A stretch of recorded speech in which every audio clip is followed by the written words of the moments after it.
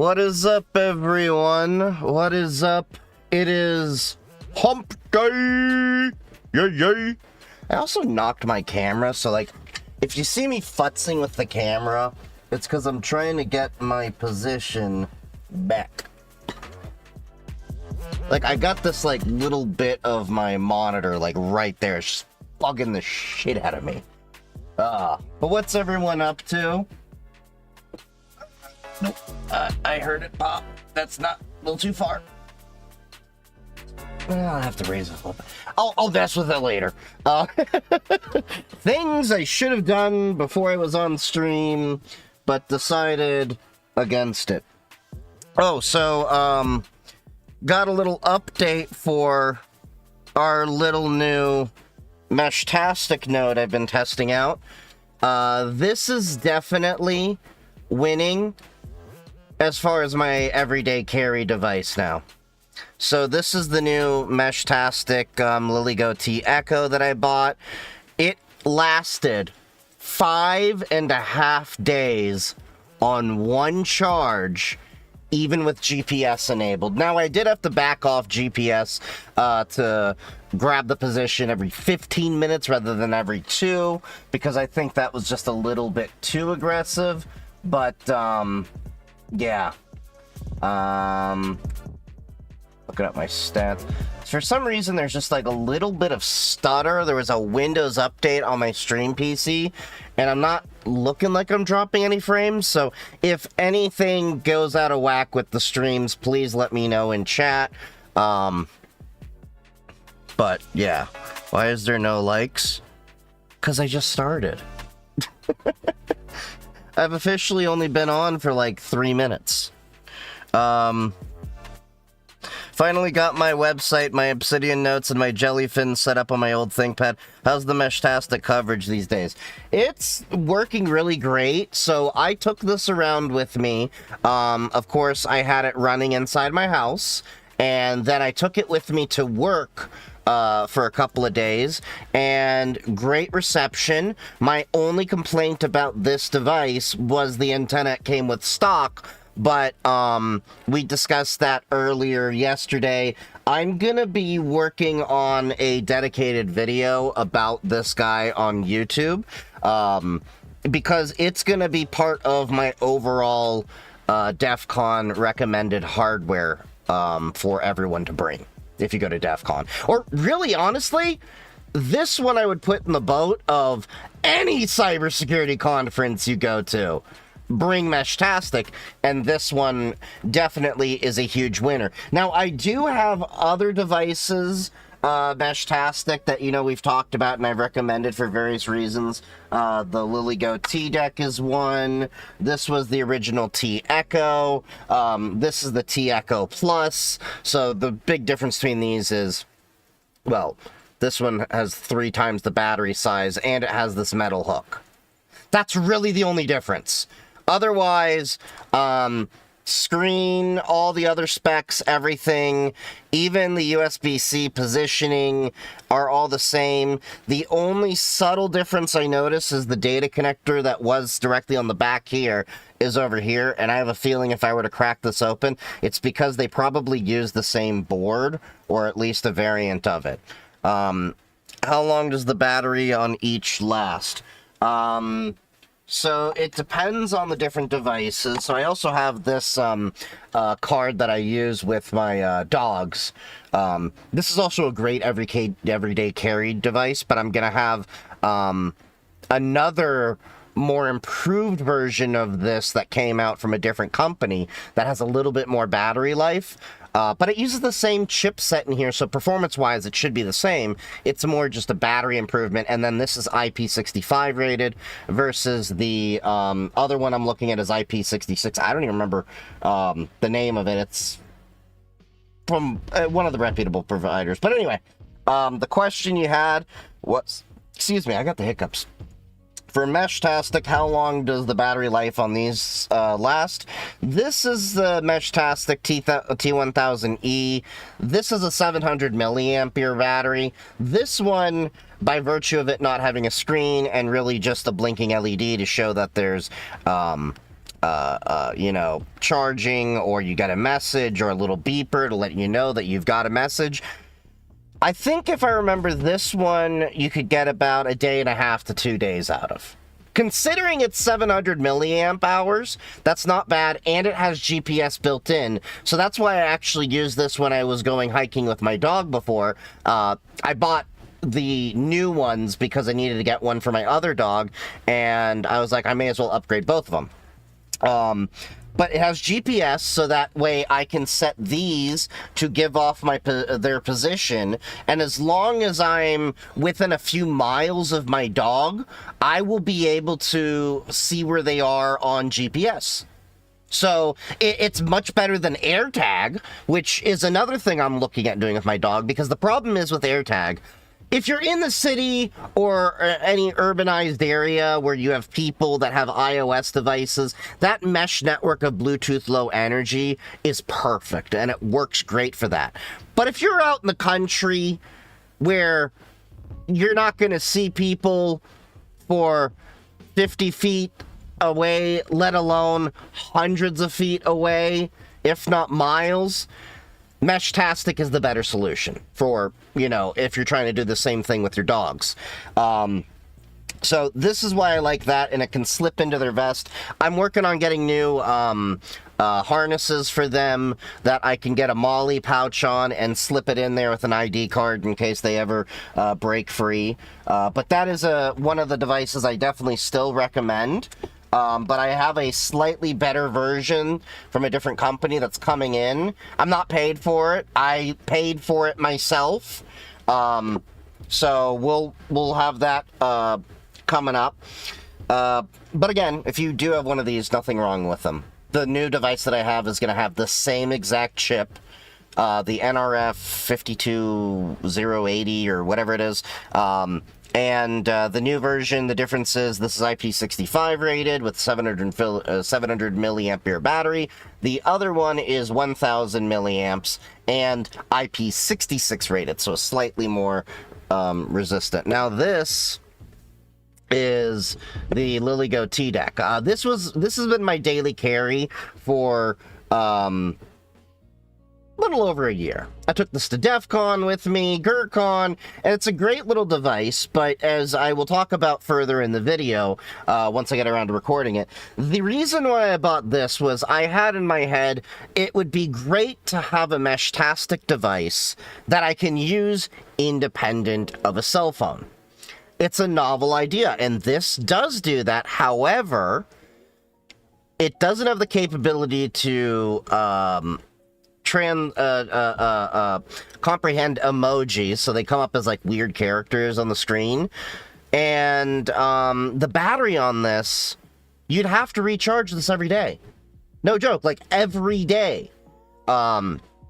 So you ended up throwing this into Bluetooth mode, because the other thing is, you know, you think dedicated Meshtastic device, you put it on your backpack's pocket, now you have to go reach for it all the time. It's inconvenient, so just use the Bluetooth mode, so that way I can use the Meshtastic app on my phone and get the messages there. So at that point, the standalone device, while a great idea, does not actually work that well. Can you see them on Google Earth, though? Yeah. You can plot them with the regular GPS app in your phone, my understanding is. So it will at least give the position off and do that. And then, let me see, we had the card, we had this. There's also the little Heltec V3 dev boards. These are ESP32s, but again, they're a little bit of the, I think these are ESP32s if I'm not mistaken. Pretty sure they are. These are great if you're wanting to tinker and have inexpensive access to LoRa and doing that kind of thing, but the ESPs are pretty power hungry compared to the NRF devices. Then we have the LilyGo T-Echo here. Trying to see. Oh. Lost power. That's why. So this guy has 850 milliampere hours. It was one of my earlier Meshtastic devices. The only reason I don't rock this anymore daily, because it is a great device. You know, you do have a backlit screen. This is a little bit more mature. The only reason I don't use this is there are a couple of issues. Well, one issue in particular that this T-Echo Plus fixed. It's literally that metal loop. Because it's a little weirdly shaped, like how are you going to carry this around? So they put a metal hook there. They also have a 1/4-inch thread mount, so people that want to do bike mounts, scooter mounts, whatever you want to do, you can totally do that with this device. And then the battery is 3 times larger, which was a nice bonus. So this one I think only set me back about $70 as well. So overall, this has become the device that I actually recommend to a lot of people as a set and forget device. Do I have a solar roof node? Yes, I do. I have a Sense, I think it's Sense Cap, or no, Seed Studio, I think it is, P1 outside, and I put a 12-inch antenna outside for it to be connected to. It's a 5.8 decibel antenna, so it's got some reach. From what my friends have told me, they've been able to see my devices that are in my house about 15 miles away from the hop of that node. So it does pretty well.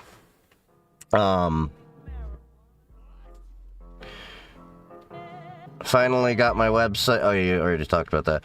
My face when Windows does things. Yeah. That's one thing I really hate about Windows, amongst many other things, is that Linux, when I do my updates, it does it when I want them to. Windows will do it whenever the hell it wants to, and sometimes won't even respect my group policy settings. Yeah, Meshtastic. Yeah, it's all Meshtastic we've been talking about so far. Oh yeah, I'll be awaiting. I've been wanting someone to do a comprehensive overview on Meshtastic, so if I understand it's a phone, that's an open source network. Very rough understanding here. Yes, and if you want a little bit understanding, better understanding of different radio technologies, I actually made a YouTube video a few months ago that goes into this, so it doesn't just go into Meshtastic. I think I also discussed what CB radio is, ham radio, amateur radio. I discussed GMRS. I discussed Meshtastic. I didn't go into Mesh Core or Reticulum, I know that. There's not a lot of Mesh Core users around here. I've looked, which is why I haven't even really entertained it much. I've put Meshtastic on one of these devices, trying to see what was out there. Tech Goblin 7 is now chilling in the lab. Thank you for the follow. But the problem with Mesh Core, even if it is a better protocol technically, this is like the same problem as I tell people all the time when people are like, oh, you shouldn't use Signal, you should use Session or whatever frickin' other app is out there. And my argument has been, bro, you already have a tough enough time getting people to stop using WhatsApp and going to Signal. No one else is using those apps. I don't care even if you are saying objectively they are better. Objectively, they could be better. But if no one's there, then what's the point? And at the same time, you know, there is this if you build it, they will come mentality, but with something that already requires a hardware buy-in on top of it, it's kind of a hard sell. I mean, yeah, but anyway, back to what I was saying. There is a YouTube video, about Meshtastic and everything. Let me see if I can find it for you, what it was called. Hold on. Alright, let's see. We got the video. I know it's me holding a radio. Can't believe I've been making content this long. Okay. So if you're wanting to learn more about the different radio, I made this about a year ago.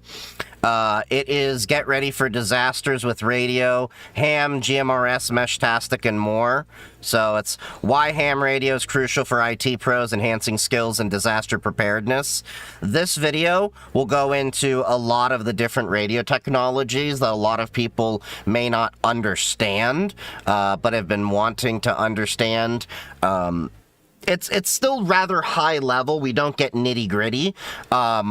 But it should at least be able to give people an understanding of what Meshtastic is, how it operates, what's GMRS, what is amateur radio, what is CB, you know, all those different things, because a lot of people think there's just amateur radio, and there's actually a lot more than that. There's, you know, you got your ham, which you do need a license for. You've got GMRS, which technically does need a license as well, but doesn't test like the amateur radio is.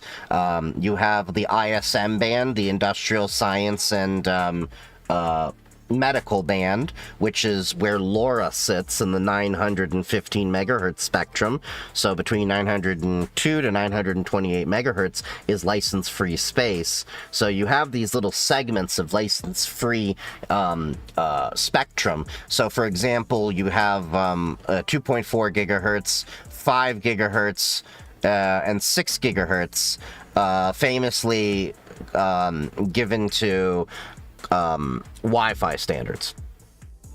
Of course, the 5 gigahertz also shares some spectrum with radar, which is why there's the whole DFS channel switching situation.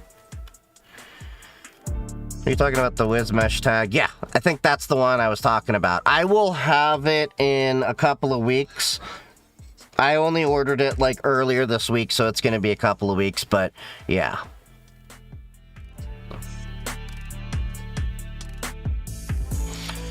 Is system admin a good role to settle in? I think it's a pretty good one. I'm about 8 weeks from my BS in cyber. What cert should I go for first? I'd focus more on just having the core hands-on knowledge than just going for the cert, because the reality is, there's this misconception that you need to get certs to get the job. You need to have the knowledge more so to get the job. If you're looking at the different certs out there, look at what positions you're trying to actually go for and see what they're asking. But if you're just starting out your field work, it's not gonna hurt, but I also am telling you from experience, because I only got my first certification 2 years ago after being in the field for more than a decade, and that was the CISSP. But you can maybe go for Network Plus, Security Plus. If you want to laugh about it, you can go get your A Plus. There's also the CCNA that a lot of people look at, but you're just starting out. So what I tell people is, don't get certs just to get certs. Get certs that are relevant to your growth that you are seeing.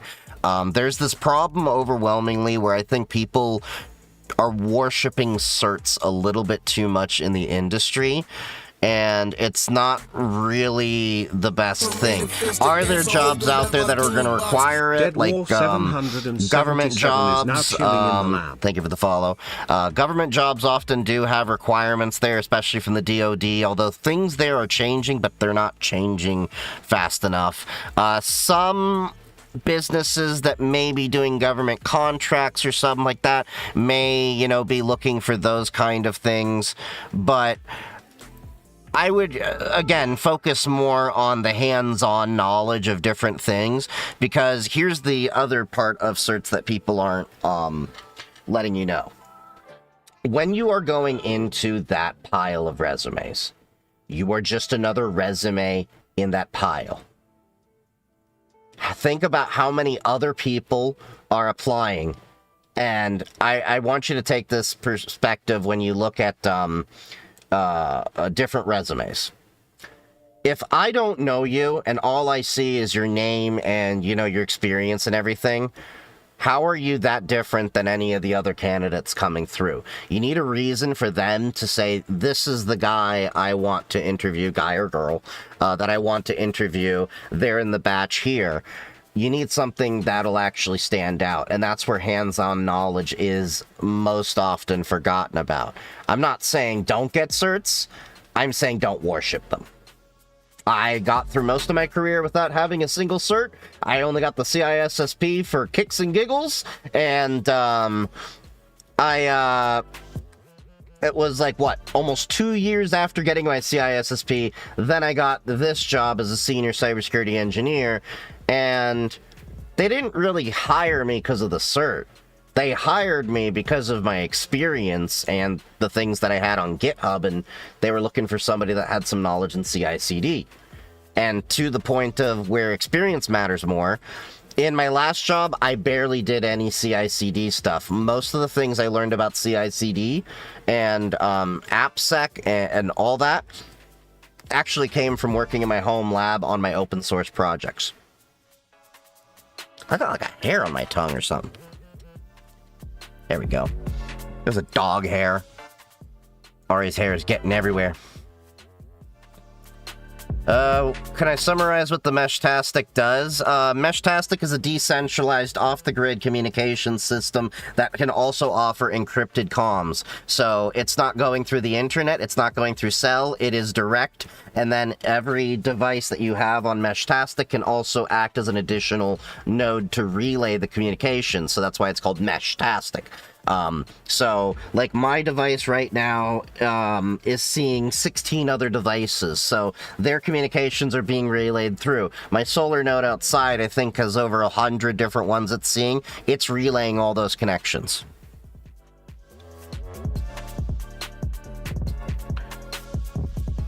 What device name and company? Most of these devices are by LilyGo. You can pick them up at LilyGo. That's Lima, India, Lima, Yankee, Golf, Oscar, Charlie. So .cc, I think, is the website. You can also pick them up on Amazon. I do have links in my bio for some recommended ones. I will make sure to have, a lot more of this documented as long as I get more into this. Can you do an audit on my site? No, but I can recommend you to my buddy at Lorikeet Security. That's who does more of the offensive stuff. That's my buddy I can vouch for. The guy he goes by Parrot. I've known him for a few years. He used to actually work for me. Great guy. He's got his own offensive security ring here. Tell him I sent you. But this is who I would go for site assessments and everything. My skills are still minimal compared to his. I'm still learning a lot of red team stuff because I came from the blue team side of things. But Parrot's good people. I can vouch for him. He's handled some audits and stuff that I've had to ask for on behalf of clients that I had in the past too.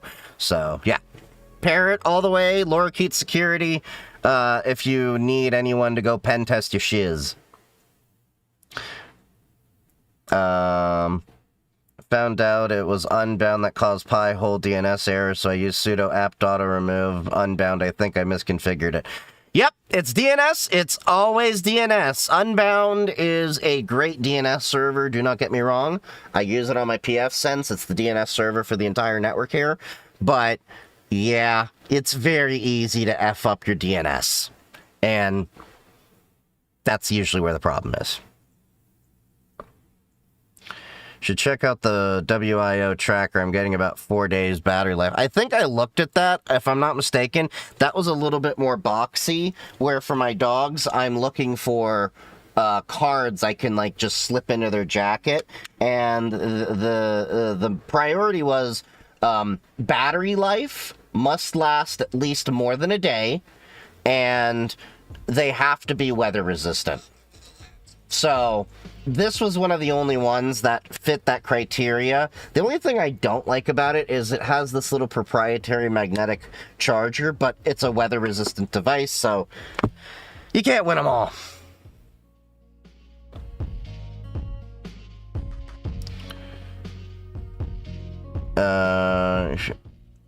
please help me how I learn PowerShell and Active Directory? Using it.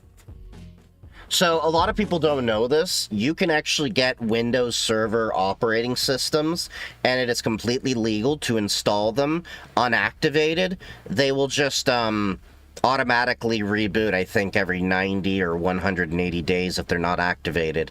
Because when it comes to Active Directory and actually learning how to set that up and how it works, it's best to lab that. And yeah, so you don't really have to have any cost associated with it. It's at least good to know that stuff. PowerShell, it's the same thing. I'll be honest and say I hate PowerShell. PowerShell is like a bastardized version of Bash, and I can't wrap my head around their syntax. I really can't. I've tried, so it's one of those ones that may just, you know, scratch your head at. I only know like a handful of people that are totally comfortable with PowerShell without looking things up. It's more of a headache. I'd rather write my stuff in Python and Bash. Getting inspired to build a cyber deck with money I don't need to be spending. Oh, I already have a cyber deck upstairs. I'm waiting for some other money to come in, and then we'll be ordering the motherboard, which Hans keeps pestering me about. By the way, Hans, thank you for joining the chat. I see you right there. Hans has been bugging me for the longest time about the mini PC, because I've had that for about a year. But it needs an upgrade before it's reasonably useful, and so I have to upgrade to the motherboard now. Now, if you go and buy the MNT Pocket Reform that I use now, it has the motherboard I'm upgrading to. I have the Kickstarter version. Well, the crowd supply initial launch. They didn't do Kickstarter, but the point being, originally it came with this MX8M Plus CPU, which was decent, and it has 8 gigabytes of RAM, and that's all fine and dandy, but the Wi-Fi chip was crap, so the Wi-Fi kept dropping. I could have installed an additional Wi-Fi card, but then I'd lose my cell modem I installed, because I wanted it to have the ability to do cell and, at least through 4G and Wi-Fi. And I put clicky white switches on it. And there's a NVMe in there. Anyway, so what I'm going to be doing is replacing the I/O board they have there to have the wireless card that they're adding in for the RK3588 CPU. That is a much better CPU. They used to have a 32 gigabyte memory module version, but Ramageddon kind of effed that, but 16 gigabytes of RAM on a mini laptop is more than enough, and then I'll throw on Debian to that with their version. But yeah, like you can see, like the MX8MQ, look at the performance that they were seeing in their own benchmarks compared to the RK3588. And it's just a small amount of more power usage. So yeah, they have it with an Intel AX210. But this is the next upgrade laptop that we'll be working on in between all the NVIDIA DGX Sparks and AI stuff and everything. What's this? Oh, that's right. They made new, plates. So what's the difference with this? Oh, that's for the MNT Reform. Yeah, the Pocket Reform. So that's the difference. That's for the Reform laptop. That's for the Pocket Reform. Okay. Do you recommend me to study cybersecurity? I think everyone should at least understand cybersecurity at a fundamental level, even if you're not in the field, because the world is becoming more and more dangerous, and people are taking advantage of people's ignorance, naivete, and our inherent, you know, ability to trust in other people, and that's why scams are becoming a thing. Now chilling in the lab. Thank you for the follow. But yeah. Cloud engineering. Where should I learn Linux? You can learn Linux on a bunch of different ways. You can do it in a virtual machine on your computer, which costs you nothing. If you have Windows Pro, use Hyper-V. If you don't, VirtualBox is just fine. There are inexpensive little computers out there. like these little Raspberry Pis over here. These are the older 3B pluses. They're a little bit more expensive now because of the RAM crisis, but you can pick these up for like 35 to 50 bucks. They basically run Linux and they're full-on computers. A lot of us in the community use them for tinkering and building things. If you have spare computers, put it on there. A lot of the technologies that people come to me and they're like, how do I learn this? How do I learn that? My advice, about 99% of the time, is get the software / hardware, throw it together, tinker. That's really how you're going to learn it. Like, even if you go for, like, the Cisco certifications and stuff like that, a lot of it's not going to click until you're actually managing the iOS commands.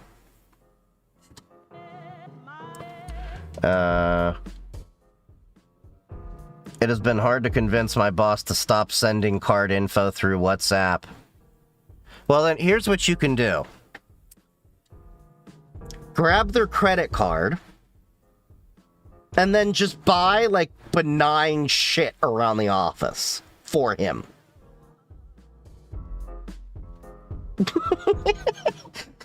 Okay, legally that might cross some lines, but I think the point will still stand.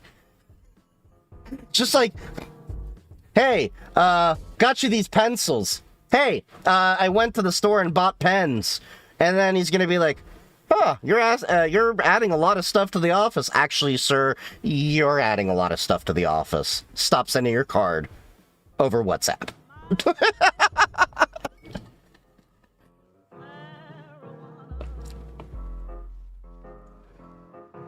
Would you get a degree in cybersecurity if you're trying to make it into the industry? I don't have a degree in cybersecurity. I'm working on my degree now, only because I'm trying to get into the more senior roles.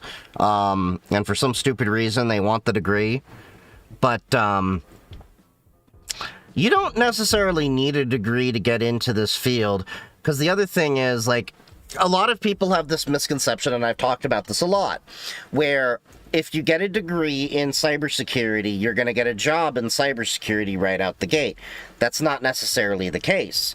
Most businesses want to see experience before you get into cybersecurity. Because why would a lot of businesses trust you with the systems that you still haven't learned how to do basic operations on? You have to understand the systems that you're going to be securing. Now, it's not impossible, but I'm saying it's improbable. And I think a lot of people going into cybersecurity tech as a whole need to temper their expectations. The problem is we've had a huge problem with influencer culture giving skewed views of reality that a lot of people then follow these influencers and think that's how their life is going to be when they're in this, and don't realize they are the minority in a lot of this content, and most of the case of the reality of the situation. Like, you have these tech workers that would often, be like, my life, working at this company, and it basically just shows them effing around most of the day. Yeah, that's not the reality for most of us. We may have ebbs and flows, but we still have a big difference from what a lot of these influencers are portraying. And you also have the other problem where you have these influencers that basically measure their dick size by the size of their paycheck. And they'll throw money at you, and you would be surprised to find out how many influencers in cybersecurity are actually living way above their means. Like, they're throwing around money that they actually can't really afford. That's not something unique to cybersecurity. I'm just saying that's the unfortunate reality of influencer culture for a lot of people. The average person, it takes a few years to get into cybersecurity. I've known very few people, like I can count on one hand, that have made it straight into cybersecurity. Or were like plucked from something in a different industry that didn't really make them go directly from an IT path.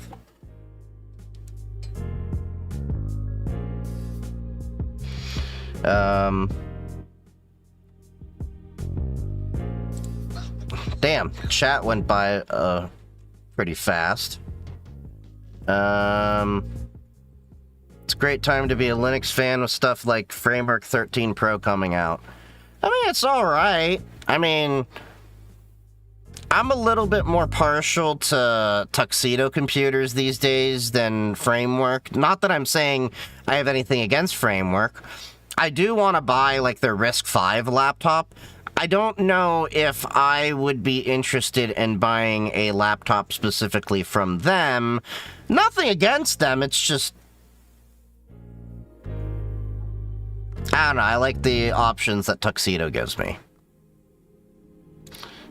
Mythos opinions. I only have the opinion of that it's probably overhyped marketing until it's in our hands and we use it, because people have overhyped many GPTs and LLMs before they were hitting the market, and then we realize, oh, it's not what they hyped it up to be. Do you have an in-depth video on building your own router? I did on TikTok, but TikTok is shit for searching. So I'm slowly trying to work out a bunch of different content that I can put on, YouTube. I also do have a GitHub where I document a lot of the shit I've done with pfSense. So you can go into my GitHub. It's not the most organized thing, but my documentation is there. There's a project... you should be able to find it from my profile page, called pfSense SimStack. Now, inside here, there's a bunch of various scripts and markdown files. The markdown files are, a bunch of the different, knowledge things that I've written up, notes. God, my brain's fried right now. But I even have it in here so you can make dashboards with Grafana, do the Suricata IDS IPS. This originally started with me building a entire platform or program to forward Eve JSON logs from Suricata, and then I just kind of exploded it into... Well, you're just going to have my documentation for all my pfSense things. So in here, there's a documentation folder that has a ton of different things in there. So, like, if we go into the config folder specifically, that's where most of the people are going to need their bread and butter. And this is like, okay, you're setting up, your initial blacklists. Well, it's got documentation here for a lot of that stuff. And I even put in my whitelists over here, so you have a list of banks and stuff and all of that you can just drop this list in, and it shouldn't impact your block listing. You even have PF Blocker NG. These are all the lists that I recommend. And, so you can go through, set them up. I even, have the update frequency, which interfaces they should be on, what the list actions should be, and the purposes for each one. So, yeah. I have 5 years of universal banker experience. I want to switch careers into IT. What's the best route? Well, there's many different routes out there. One of the best ways that I recommend is one of my friends put me down to this. There is a website that actually does a pretty decent job mapping out what you'll want to do starting out your job. So it's called roadmap.sh. So Ringo, Oscar, Alpha, Delta, Mike, Alpha, Papa, Sierra, Hotel. But roadmap.sh. And so you want to go into cybersecurity. Okay. Here are all the things it breaks it down into and things you can look at to start learning. Now, it doesn't mean you have to know all of this stuff and accomplish all these certs and everything. This is just kind of a generality of the stuff you'll be touching on and the places you can learn some of this stuff. Do I work in the cybersecurity field? Yes. Like to get into IT help desk or support. That's one of the easier, lower bars to get in. In many cases, you can apply as long as you have basic IT understanding. I know it's kind of changed, but it used to be like, oh, I'm the IT guy for the family, and you could get in that way. Some businesses want to see the A+, though does the A+ hold the weight that it once did? It can't hurt.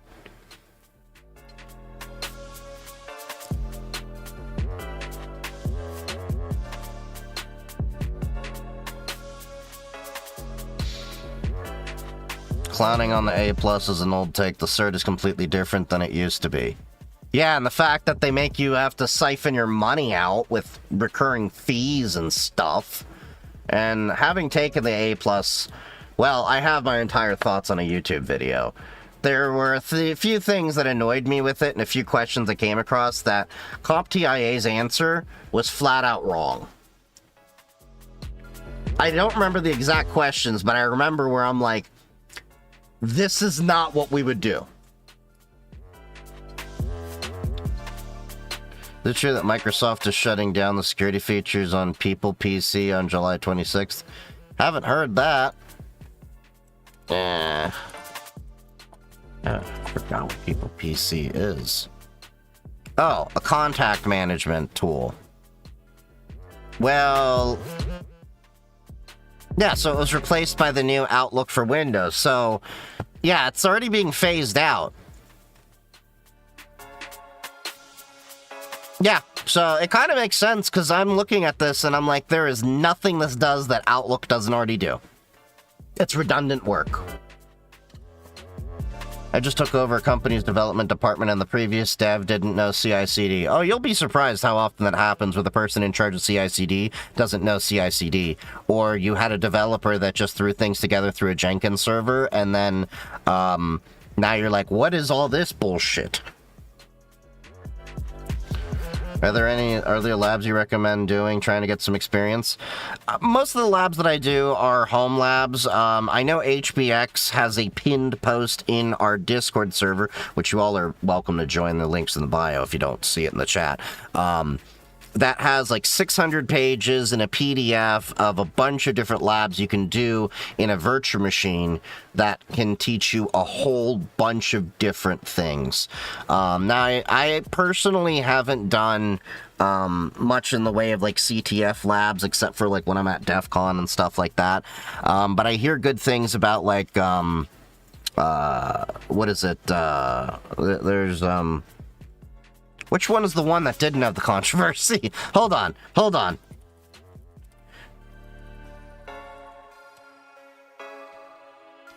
Okay, it was Hack the Box. Was the one that I heard really good things about.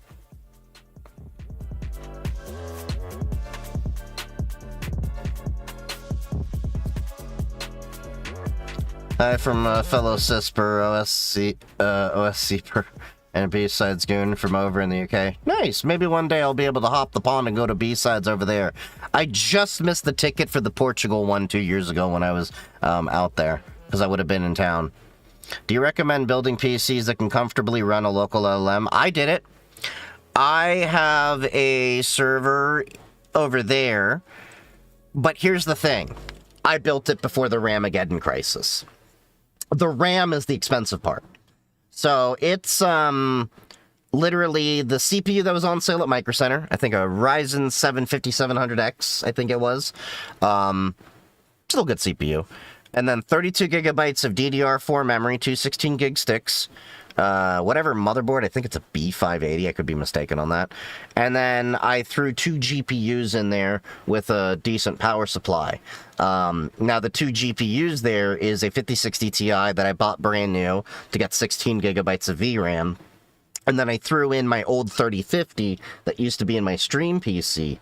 So that way I had a lower powered GPU for my lower powered LLMs, and it was laying around doing nothing. So I have that doing my embedded LLM stuff. So it can organize and arrange text documents I give it to be called upon as a knowledge base for my Open Web UI server when I access it via TwinGate remotely. So it's totally doable. But the thing I will also tell people is there's a certain... well, you can also get the Mac, what is it? Mini studios, they're not too bad for it, but I will make a caution because some people spend a lot of money on these Mac devices because they can get really expensive. And if you start getting close to, like, what is it, the 64 gigabyte Mac Mini, you may as well start buying an NVIDIA DGX Spark, because then you're getting 128 gigabytes of memory with 112 gigabytes usable for your LLM, and you can run up to 200 billion parameter models. And I know some people are like, well, you can, use Mac Studios to, distribute the load, but the Mac Mini and Mac Studios at that level only have 10 gigabit connections, whereas the DGX Spark has a 200 gigabit QSFP plus port. So you can actually attach them directly to each other. You can actually attach up to 3 together before you need to get a QSFP plus switch. Microtech has some that are 100 gigabit for like $800, but that's a 4-port one.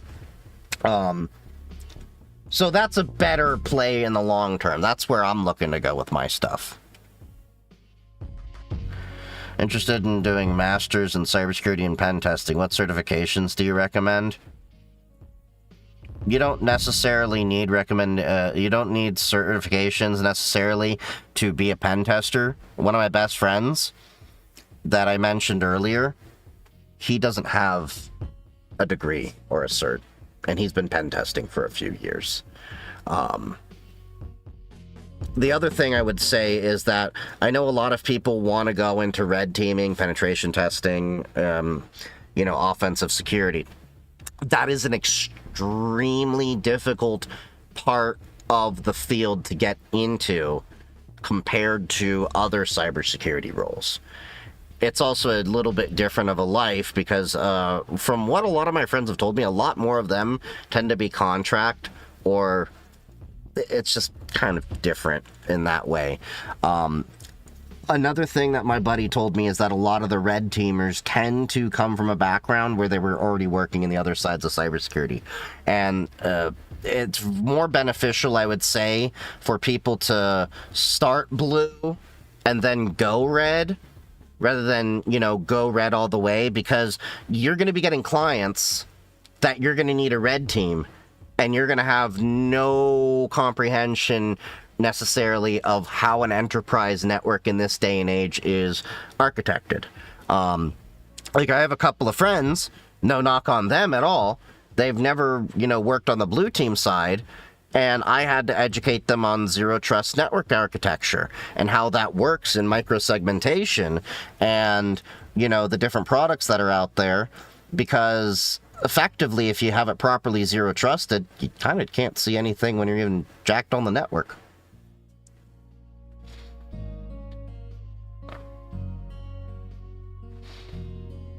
That being said, in cybersecurity, I think, what is it, the OSCP is kind of like the cert that a lot of people look at for entry level.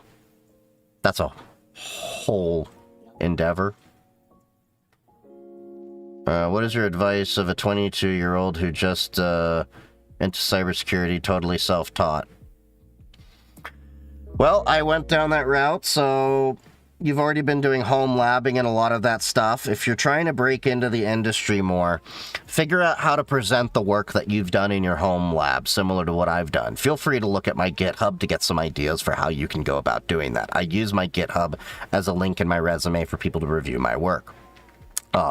If you haven't already, make a blog of some sort to journal your journey, the different technologies you've learned, how they can be applied, and things like that.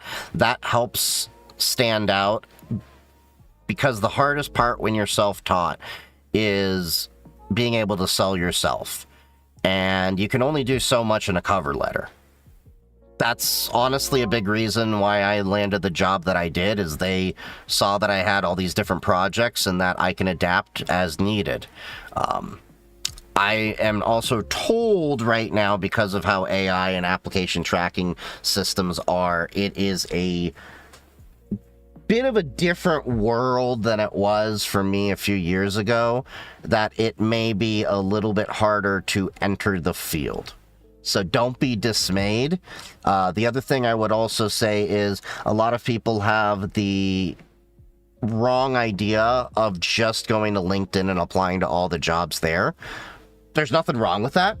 Going to LinkedIn, finding the jobs there, Indeed, Monster, Dice, all of those places. There's nothing wrong with those. Welcome to the jungle if you want startups, things like that. Absolutely nothing with any of these. But most people miss out on the in-person networking events because there's a lot more jobs on Main Street than there are on Wall Street. And most of those jobs tend to not do the best with getting their positions popping up in the LinkedIns, the Indeeds, things like that. Or very often what will happen is you will get, you will meet people that will help you bypass the gatekeepers. So, hope that helps. What's your opinion on Arch Linux? Well, the operating system's fine. The people that use it just... Well, once you install Arch Linux, you have the mandatory DLC it downloads that prohibits you, apparently, from touching grass or showering.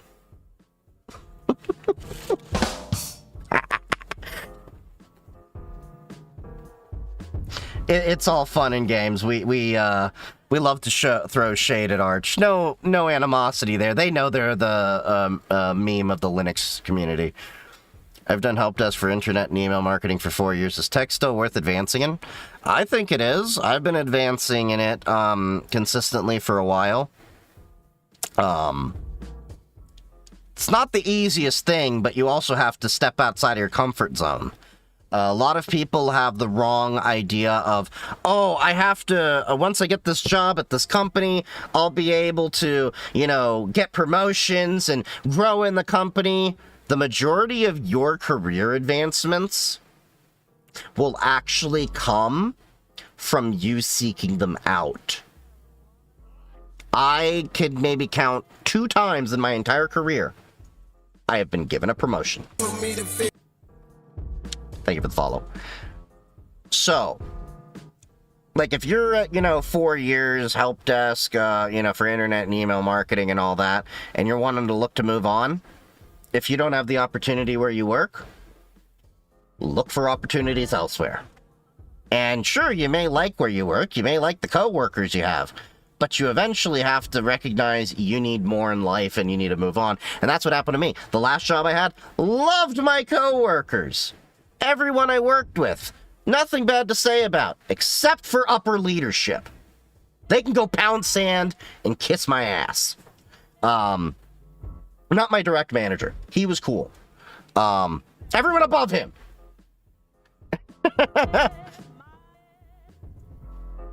But I eventually left because I knew they weren't gonna, give me the senior position, and I found a better place that paid me more, made me stress out less, and much happier.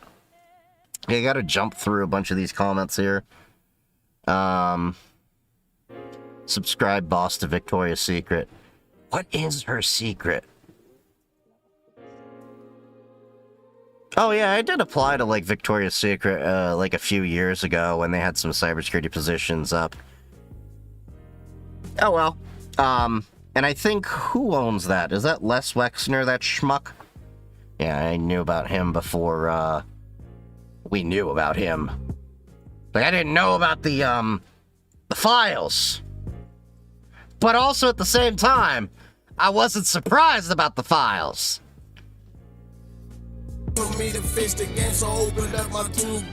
Tech Chip is now chilling in the lab.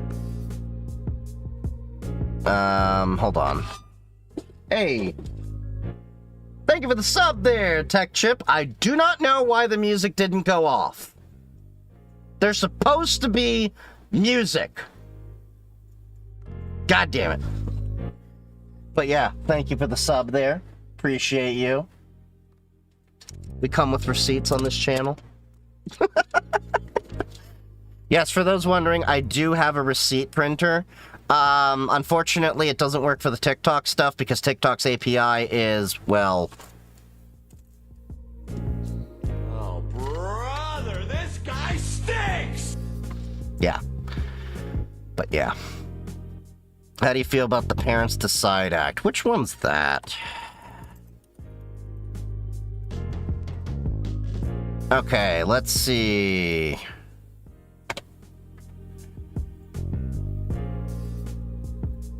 Okay, what is it? Oh, fuck! Like, I just read this line right here. Required age verification, users of operating systems. Call your congressperson. Tell them they're a freaking geriatric, dumbass motherfucker if they think that this internet is made of tubes bullshit is making any sense whatsoever. Because I know my words did not in my head for a second. So F this whole Parents Decide Act, because here's the thing.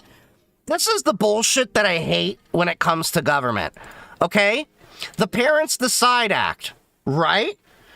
Title, totally agree with it. Wait. Hold up. The capture card got frozen. Hooray! I looked over and I was like, what the hell? It's still on that. 1 second. So are we gonna deactivate you and activate you again? God damn it, Windows. There we go. Okay.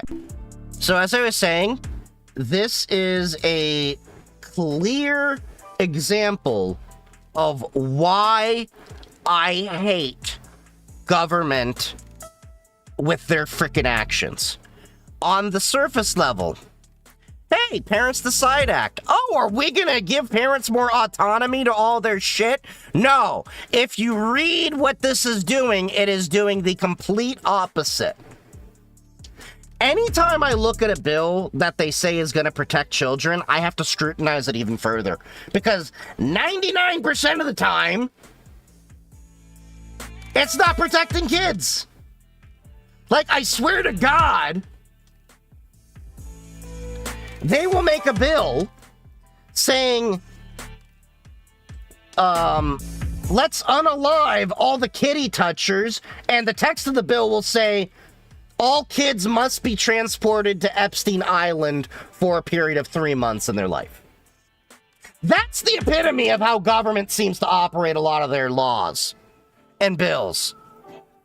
So it's basically the same shit as California and Colorado with their shit. Basically saying an operating system provider with respect to, shall carry out the following. Require the user of the operating system to provide date of birth of the user in order to set up an account on the operating system and use the operating system. So let me get this straight. You're a business, you're installing Ubuntu to actually set up your business software on AWS. Are we now going to have to put into the Terraform script for us to put our actual date of birth so that we can get the Red Hat to roll? Or the Ubuntu, whatever I used that example? This doesn't work in Linux. This doesn't work, and it shouldn't even be an option for Mac and Windows either. Yeah, this is not helping anyone. And here's the other thing that they don't do. So, they don't define what an operating system is. I don't think they're defining what an operating system is.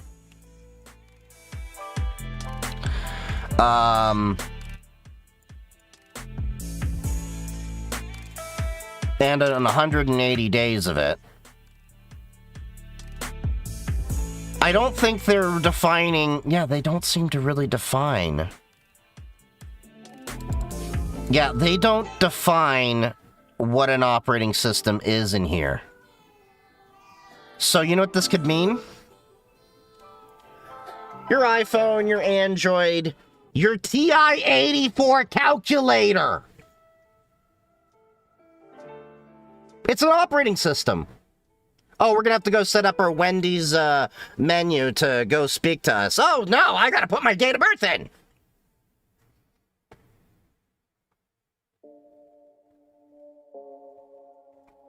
I'm so tired of this shit. What is your opinion about the GLI Net Comet PoE KVM? I haven't used it, so no real opinion on it. Looks interesting, though. Podman or Docker? I use both. I mostly lean towards Docker, but I do have my Unify Server OS on Podman, because that's the default they have.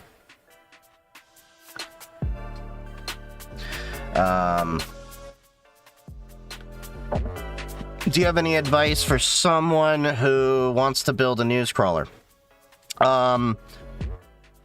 RSS feeds are a great way to look at it. If you go look at my Penguin Overlord Discord bot, I have multiple cogs in there for a bunch of different news stuff, because we actually have that feature built into my Discord, where it's pulling the news, and then eventually I'm going to have some AI component in there for the processing of the articles to summarize it for the community.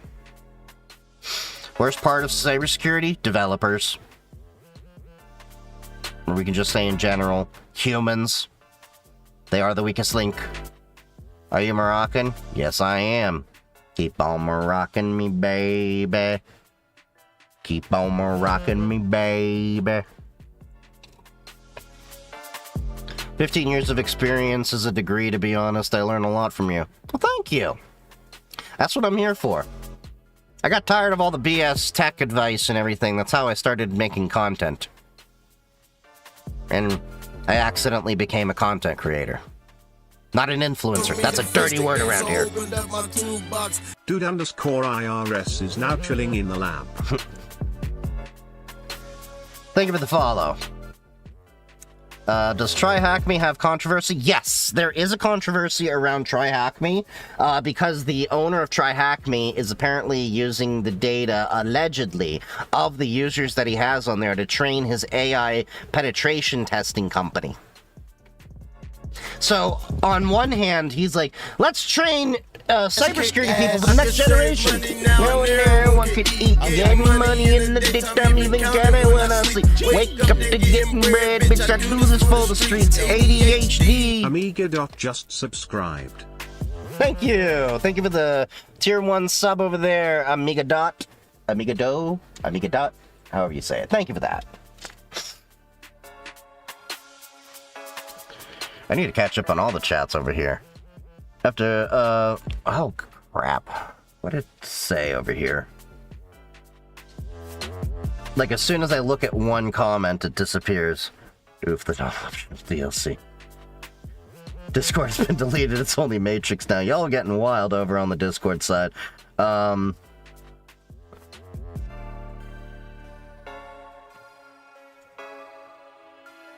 How to overcome fear from not trusting hardware from AMD and Intel firmware and hoping NSA don't spy. Yeah, simple. Take off the tinfoil hat and save some for the rest of us at the DEF CON tinfoil hat making competition. But in all seriousness, a lot of these fears are overblown, because the problem is you have... This is where I hate a lot of the cybersecurity influencers that are just saying whatever to go get clicks and get people to follow them and all that, because they go on these, things that they know are going to grab attention from people, completely leave out all the context whatsoever. So you're probably referring to the Intel Management Engine. If you don't know what that is, we've talked about it before. The Intel Management Engine is a out-of-band management platform. AMD is something similar. I think it's called PSP. Essentially what it is inside your CPU, there's another tiny coprocessor in there for Intel Management Engine, which is running its own operating system. And, basically it's like a little computer inside your CPU, which is running Minix operating system, which is a microkernel Unix operating system. Own little web server, things like that. And on the surface, you're like, wow, that why is that there? That doesn't make any sense. To the consumer, maybe not. But in terms of enterprise software, what out-of-band management is basically, you have fleets of computers. You not only need to make sure they're updated on Windows, but the firmware has to be updated. So Intel Management Engine allows administrators to manage the hardware down to the settings on the BIOS, UEFI, whatever you want to call it these days, and make sure everything is up to date and compliant. Where the controversy is because it is a backdoor technically into your system, there can and have been exploits to this. So the problem is you have all these cybersecurity influencers that are just trying to get clicks and try to get views that are going on saying the NSA intentionally put a backdoor in your computer with Intel and AMD.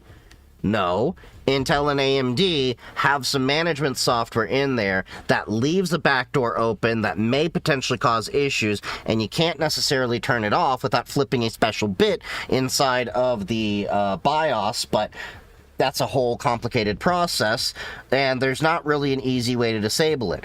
Is it something you should lose sleep over? No, it's really not. And if you're that worried about it, get off the internet entirely. Because I got news for you. It's been that way for years.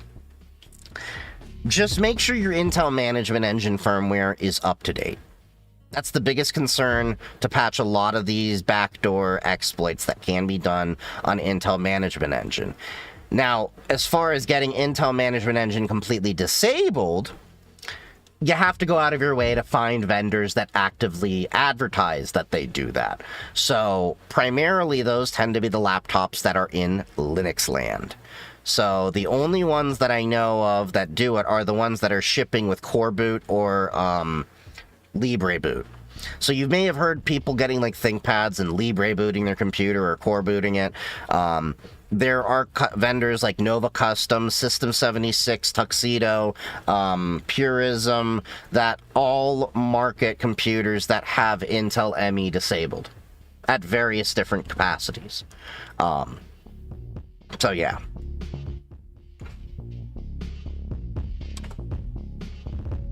Intel has more exploits than AMD, right? Doesn't matter. It's not necessarily like you never should look at an exploit as some software has more exploits. You look at the company and how they respond to those exploits.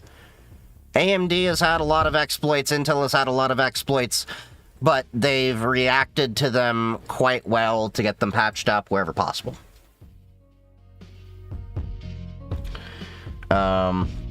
Still working on that hotspot Stingray. I have that in here. It's in my backpack.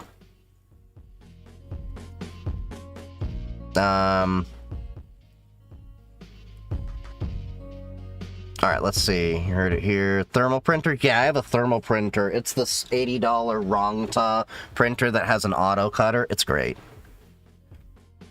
I'm on Wi-Fi again, trying to download a new ISO. God damn, it's so slow compared to Ethernet. That'll happen. Dumbass motherfucker. Jeez. He said stuff. Seen the same? Oh, yeah. Yeah, we saw that.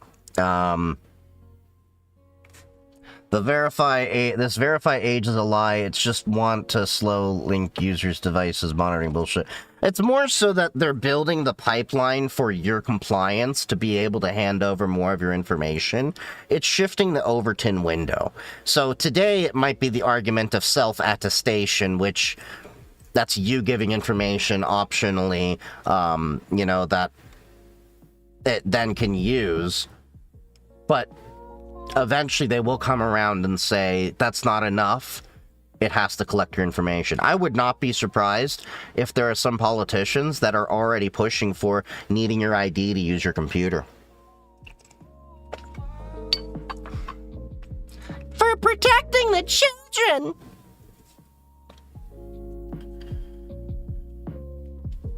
It's never about protecting the kids. No, it's not. Let's say the big corpos to Apple, Google, Meta have said, okay, we're just going to remove services in those areas, and then it would have been on the politicians for causing their constituents to lose those services they demand. Meta can especially go F themselves because apparently they're allegedly one of the companies behind a lot of the lobbying for this age verification shit because they stand to benefit from it. Because the more data they can siphon from you to better target ads to you, the more money they can give to the shareholder.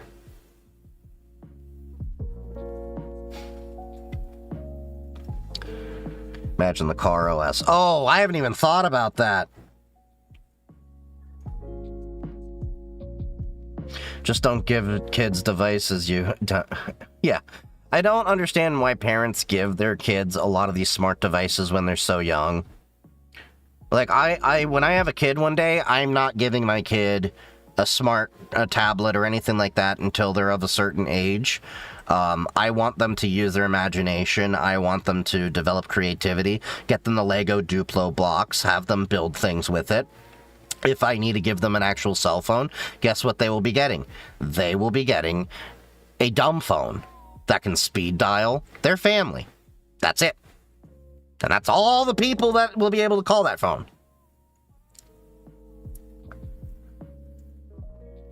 You're an influencer. Hey, I see what you did there, Tech Chip. Hey, what do you mean developers? Look. I know we have many developers here, but y'all suck.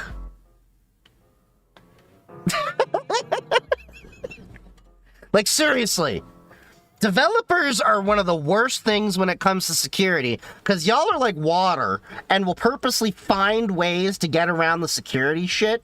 So it makes my job a lot more annoying, because then it's like, well, we need a plug's vulnerability. Well, we just, did that workaround so that we can get it shipped out faster. You hard-coded the API key! But what can you do to fix this? Well, what you can do is learn how to use the key management service. Pull request denied.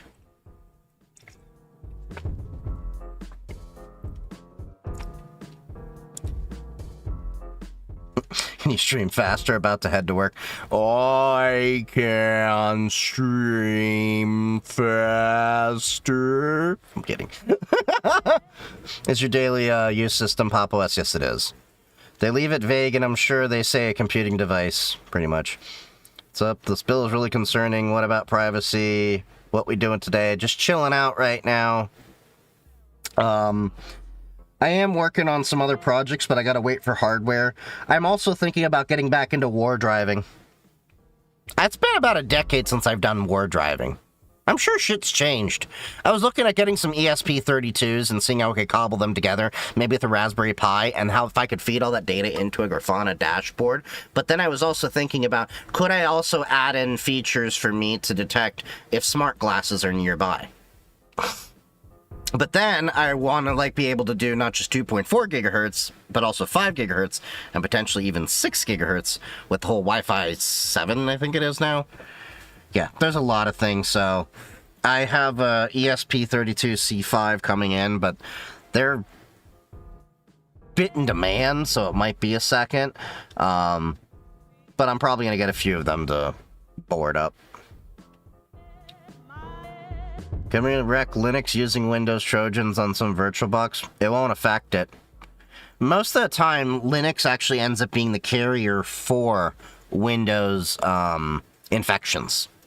Because, your file server will be on Linux, but then the Windows clients connect to it and download the file that happens to be infected. Doesn't bother the Linux device, bothers the Windows device.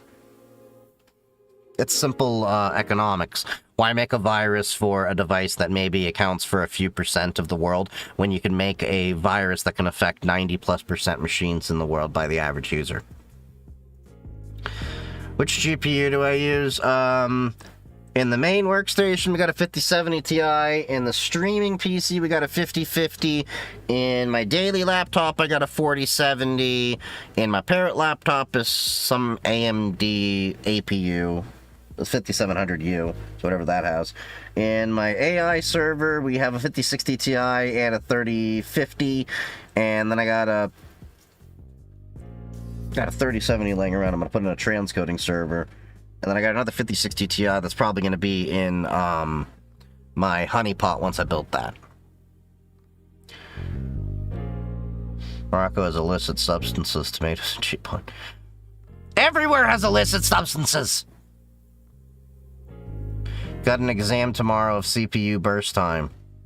Nice. Best budget-friendly cert. I think ISC Squared has the Certified in Cyber, which is free.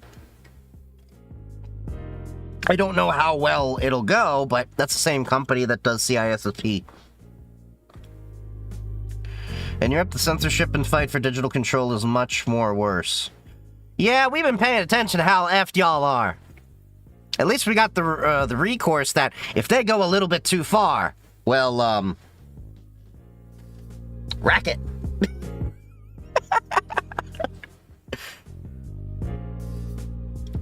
That's a joke.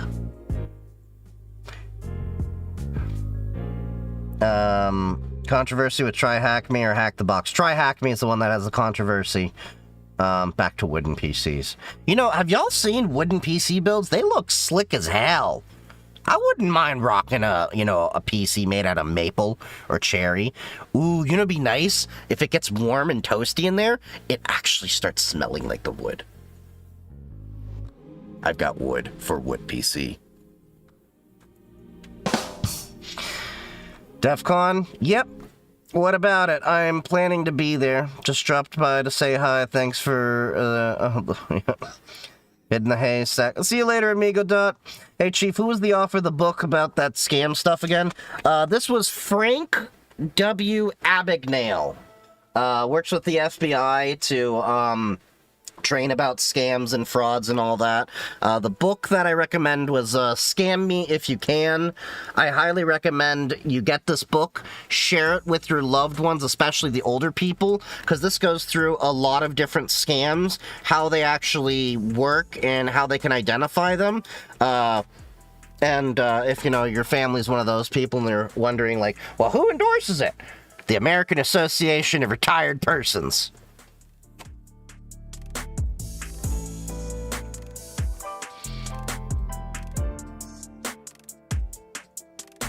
Can you look at this and say, F you, PlayStation?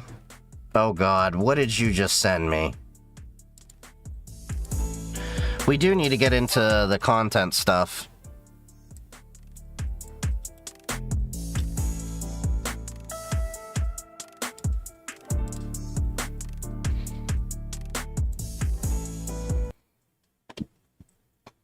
Alright. Let's see. What did you send me? Sony has implemented mandatory age verification. Let's get into this. Fuck you, Sony!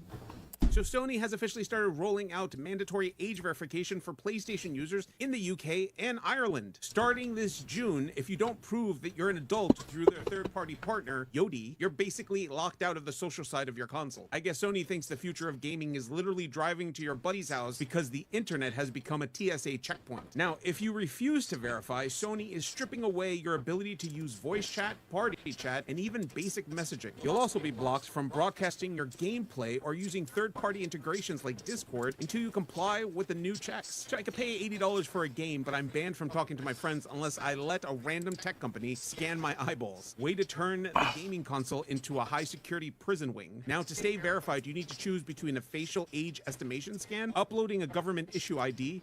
Yeah, like Sony hasn't been compromised before. It's not like Sony globally went out and, you know, got shut down a few times and had data stolen at all in the past. Yeah, you can totally trust Sony with your data to play your video games. Or using a mobile number. So Sony claims that the facial data is deleted immediately, but the requirement is a direct response to the UK strict Online Safety Act. Let me guess, for the children. I'm sure Trust Us will delete it is exactly what everybody wants to hear from the company that gets hacked more often than a cheap piñata. I literally cannot wait for my driver's license to be floating around the dark webs just so I could play some Helldivers. Now, you could still play single-player games, earn trophies, and spend money in the store without verifying. But the communication lockout is mandatory for anyone wanting to play with each other online. Sony is expected to expand this system globally throughout the rest of 2026. Great, so they'll take my money without a background check, but God forbid I send a text message without a biometric scan. So this is definitely going to end well, and it won't be a total disaster when the servers inevitably shit the bed. Now, is this the future of gaming, or is this a massive overreach that's going to kill online communication? I think it's a massive overreach that's going to kill a lot of communication, but I think it's also going to consequently wake up a lot of the younger generation that, you know, this is too much, too far, too fast, too soon. Problem is, you got a bunch of uneducated free riders when it comes to a lot of political activism. This is not unique to just this movement. I'm speaking in generality, having done political activism in the past, where you have a lot of people that are just like, how do I put it this way? People don't seem to understand that just because you can @ your politician on Twitter does not count as political activism. Your keyboard doesn't really have the impact that you think it does if all you're doing is shouting into the void.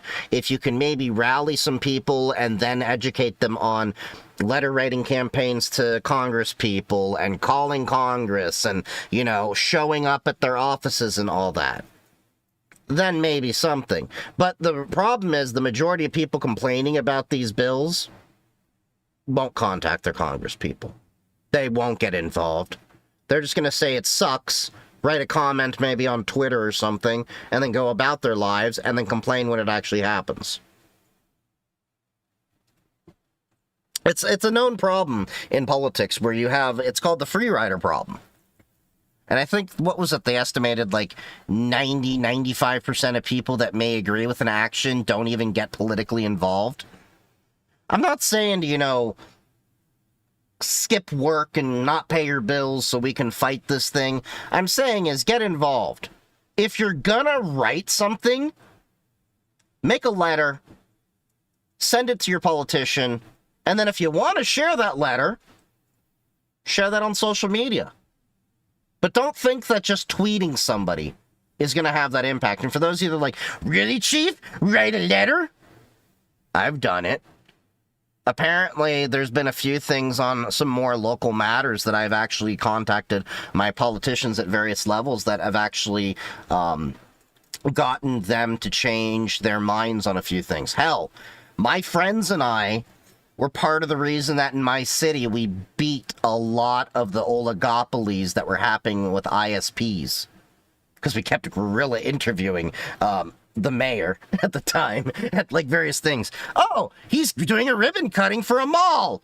Hey, Mayor, what do you think about the lack of internet competition all over the place?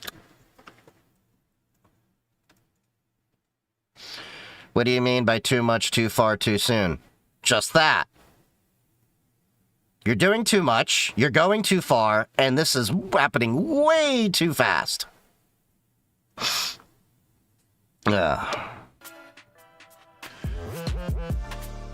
Hey, what's up in Poland?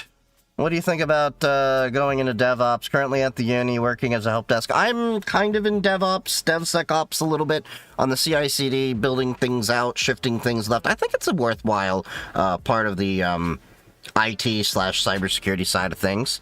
There's a lot of different pieces you can deal with, but I think it's worthwhile. It's definitely something that's needed more as more businesses are thinking about shifting left in terms of security. What that means, if you're not familiar with that term, shifting left, it means that security becomes the default. So imagine, if you would, when we are doing, when you're doing your code, you write your code, you deploy your code, and then it's tested when it's in, you know, production and it's out live. Tests should happen beforehand. SAST, DAST, you know, every, you know, kind of methodology you can think of, potentially going before that. There's gates that are set up before, you know, it can get approved, and if there are security issues, it blocks it from there. There's even tools that you can do, you can run in like VS Code or IntelliJet or IntelliJ, I think, whatever. I forget what that other one's called. So forgive me on that. That actually can check your code as you're running it. Like Palo Alto Cortex has this really cool extension that actually checks the security of your code before you even do your first Git commit. So I think it's definitely worthwhile, and it's something a lot of businesses are going to have to start looking at more so, especially now that agentic AI has made it a lot more accessible for people to do penetration tests. That there will be some more issues coming about because a lot of people are not patching known vulnerabilities. Now, here's the thing. Most attacks that go on the internet are crimes of opportunity. If you look at the logs for your own router right now, I will guarantee you that within the past 24 hours, you have had some random bots hitting your IP, sniffing to see what's open, and then they move on. Because they're just looking at the low-hanging fruit. So what they'll often do, for example, is we publish the common vulnerabilities and exploits, the CVE, okay? They go to NIST, they pull those. We, as the cybersecurity defenders, we grab those lists, we look for the vulnerabilities, whether using Qualys, Tenable, whatever, and we try to mitigate those vulnerabilities. Cool. On the opposite, you have those same people pulling those same CVEs that can feed them into a penetration testing framework, potentially with an agentic AI to run through all of that, and go after a lot of the low-hanging fruit. So, most of the attacks that go on are not novel new exploits. A lot of the novel new exploits and stuff like that tend to be from state actors, and most people, you know, aren't really going to have to deal with that, from at least my experience. But even bigger problem than that is phishing. And that's back to my point of the human is the weakest link in terms of security.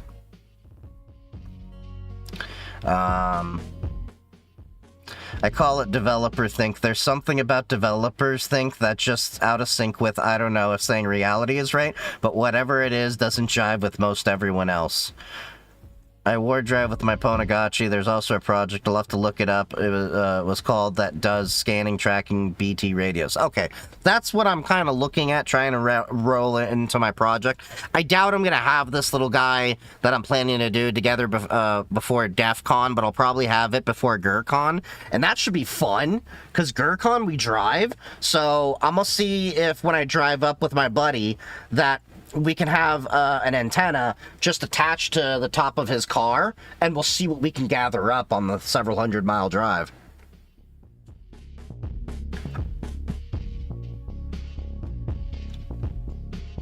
I knew many BS about tech in terms of conspiracy, but NSA did us Linux at a back door. No, again, you're looking at the headlines there. You're probably referring to the commit that was attempted back in 2005. The NSA didn't really try to ask, they just tried to merge a commit in, but it got blocked. That's really all it comes down to.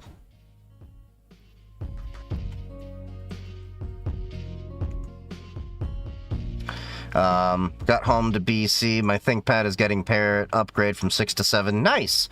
My suggestion, don't upgrade Parrot in place. I ran into some issues. Do a clean install of Parrot 7, because they changed quite a bit of things. I tried to install Arch Linux, but Network Manager doesn't seem to work. Well, welcome to the world of Arch, where you're always going to be fixing your own computer. Chief, how do you feel about electric vehicles? I like electric vehicles, I just don't like Tesla. I like Xiaomi. I like BYD. I like, you know, a lot of these cars out there. I have my eye on potentially getting either a Ford Lightning, the pickup truck they have, that's EV, or seeing what Toyota has. I'm not in any rush, but I do want to get a new computer in like 2 to 3 years. I mean, a new car in 2 to 3 years.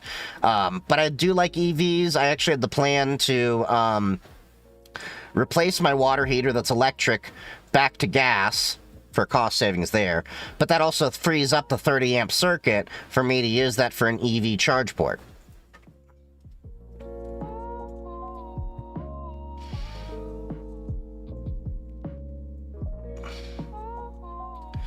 We've got the ISC squared. It was free, but it's basically identical to Sec Plus. I did Sec Plus first out of pocket, then grabbed ISC squared for free, because why not both? I mean, why not? The racket joke is not a joke on my side of the internet. Sub Birdie for brains. And fittingly, he made a backstory. Wait, what?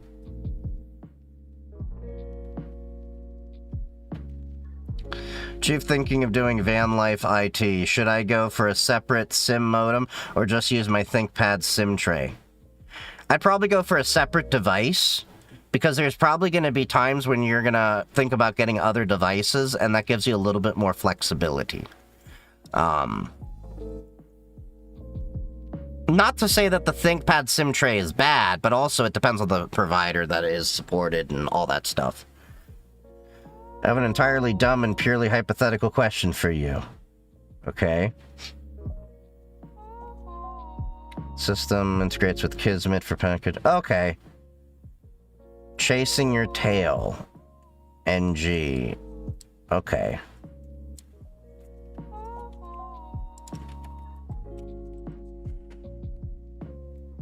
Okay, I'll definitely have to star this. Cool. Thank you for that, Tech Chip. Is the book called Linux Basic for Hacking made and written by AI? I'm not familiar with that. Wait, how did you even live on Linux? Got an OBS stream key and put it in and use ATEM multi-stream to push it out there? Technically, the stream itself is running on Windows only because of the hardware, but it's on OBS. So I could port this entire thing to Linux. It's just, I haven't figured out all the hardware I want to move over, and I haven't really been able to spend the time that I want. Between the key lights, the prompter, the stream decks, and the capture cards. The capture cards I know work. It's the rest of the shit I'd have to figure out, and I just haven't had the time. The one from No Starch Press or someplace else? No Starch Press is usually pretty solid. Yeah, if it's the one from No Starch Press, I would say they're pretty solid. They're a pretty good book company. The reason I say this is I'm sick and tired of games always needing to be online, and they always have that stupid login daily junk, and then they shove ads each and every time in your face. Yeah, I'm tired of video games needing internet access. Like, some of the best games didn't need the internet. And I'm tired of games being designed around multiplayer because it's ruined a lot of games. I don't want your microtransactions. I don't necessarily need multiplayer. Like, Elder Scrolls 3, 4, and 5, pretty good. Fallout 4, pretty good. You know? They don't have any of that bullshit. And I'm worried about Grand Theft Auto 6 and Elder Scrolls 6.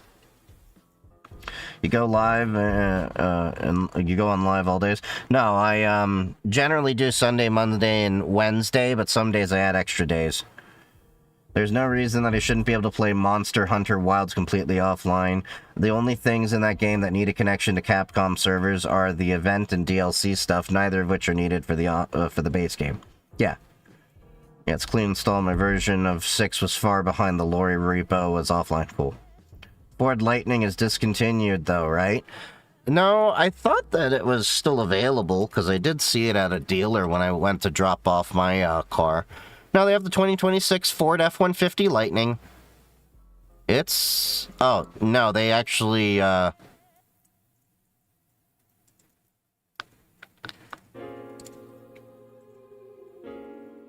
Okay, so they maybe did pull it. But to be fair, they did, like, price that way too hard.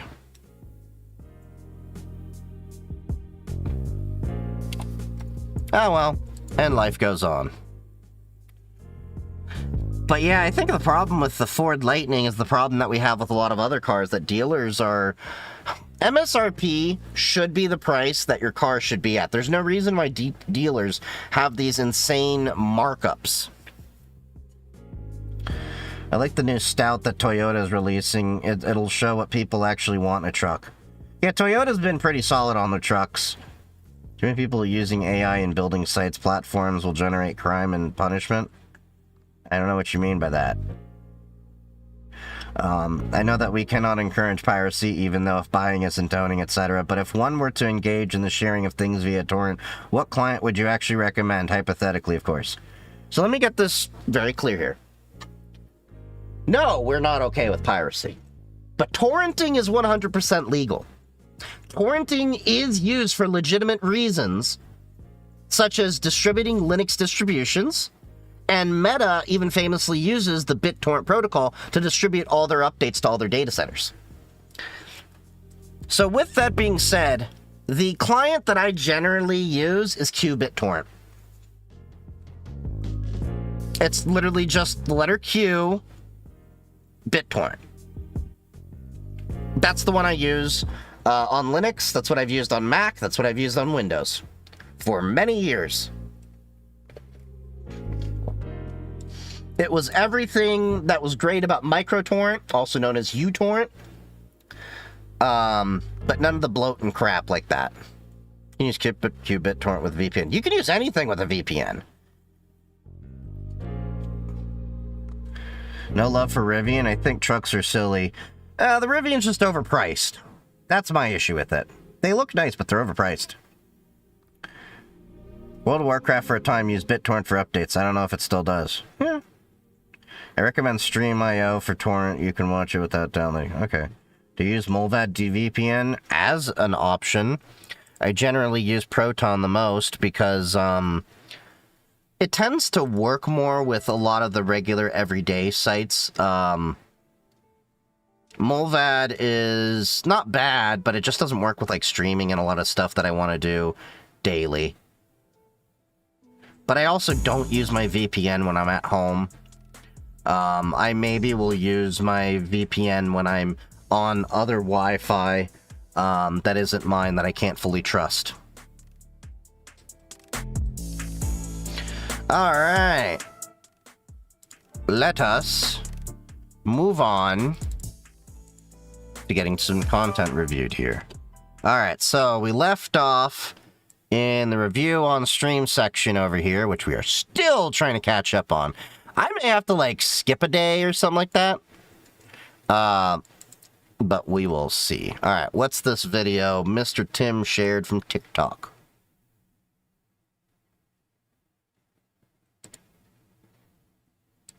Your side hustle is scamming? Well, I install radioactive angry hell boxes in people's homes. Is he talking about smoke detectors?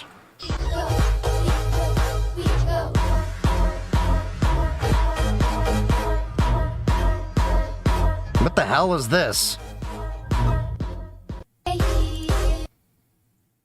Does anyone have more context for this? Oh, a radioisotope thermoelectric generator is a type of nuclear battery that converts heat from the natural radioactive decay of material, usually plutonium-238, directly into electricity using thermocouples. RTGs are highly reliable, have no moving parts, and provide constant power for decades in remote locations, primarily used in space exploration and deep-sea applications. Yeah, I can see why that is not a very popular thing. I doubt the government wants civilians just to have access to, plutonium. But if I get enough of it, and buy a DeLorean, we can get the 1.21 gigawatts, and go back to the future.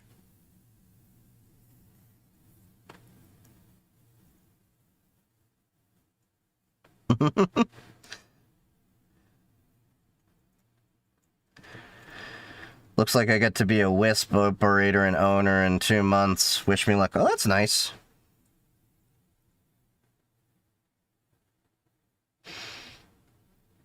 Let's see. Alright, we got the next thing. Hack for Hire group caught targeting Android devices and iCloud backups. Lovely. Security researchers say they have identified a Hack for Hire group targeting journalists, activists, and government officials across the Middle East and North Africa. The hackers use phishing attacks to access targets' iCloud backups and messaging accounts on Signal and deployed Android spyware capable of taking over the target's devices. So once again, this is an example of they're using phishing. Phishing is still the #1 way that people get into your phones. And it's kind of surprising that, how often people still fall for this. If people wonder why phishing, even the low-quality phishing, still exists, it's because it works. They don't even need to get it to, they don't even need 1% response rate to be successful. I think what they said is, like, you need 0.01% response rate to be successful with a lot of these mass phishing campaigns because of the amount of people that it's hitting.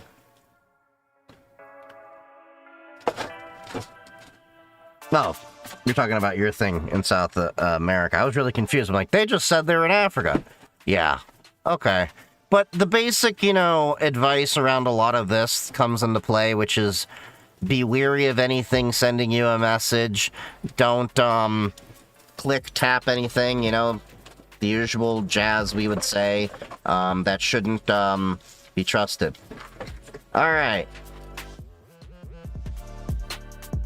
Now, what's next? We have another YouTube video here. How Ozempic changed food forever. So not everything in the review on stream section has to be tech related. Sometimes it can be random shenanigans, but generally we want to keep it around 20 minutes. Once in a while we'll break that rule, but that's about how long my attention span can usually last on a video. No, I'm kidding. It's mostly because we can expand these videos very long. Hello, my name is Zachary Smiggle, and I'd like to show you something. Smoothie King has a GLP-1 support menu. Yes, that is real. Not satire, not a cool edit by the old Zaxter. A national chain looked at the rise in Ozempic, Wegovy, Zepbound, and said, cool. I like Smoothie King. They make some good smoothies. I haven't been there in a few years, though. McDonald's announced they're testing new menu items to appeal to users of GLP-1 products. Factor the meal delivery kit service now has GLP-1 specific plans. Nestle... So, my doctor wanted me to go on a GLP-1. My insurance won't pay for it. Apparently, I'm not fat enough. Not even joking. I'm not fat enough to justify a medical reason of getting that. So it's like, wait, you gotta wait until I actually have health issues to give me medication? That's why I say in American healthcare, we don't have healthcare, we have sick care. I am working out more. I did F up my calves, though, as I talked about in Discord. So I'm stretching my calves and trying to slowly work back up to walking the long walks that I used to do. Because right now I'm at the point where if I do an uphill walk, 6 to 8 minutes, my calf is so tight that I have to take a break. So I've been stretching that in so many different ways, like the towel where you stretch it and you pull your leg up and then you twist your ankle to the right and then you twist it to the left after you've done it straight on. So like a minute and a half stretching each leg that way with 30 seconds on each stretch twice a day or twice in a row, 2 sessions of that.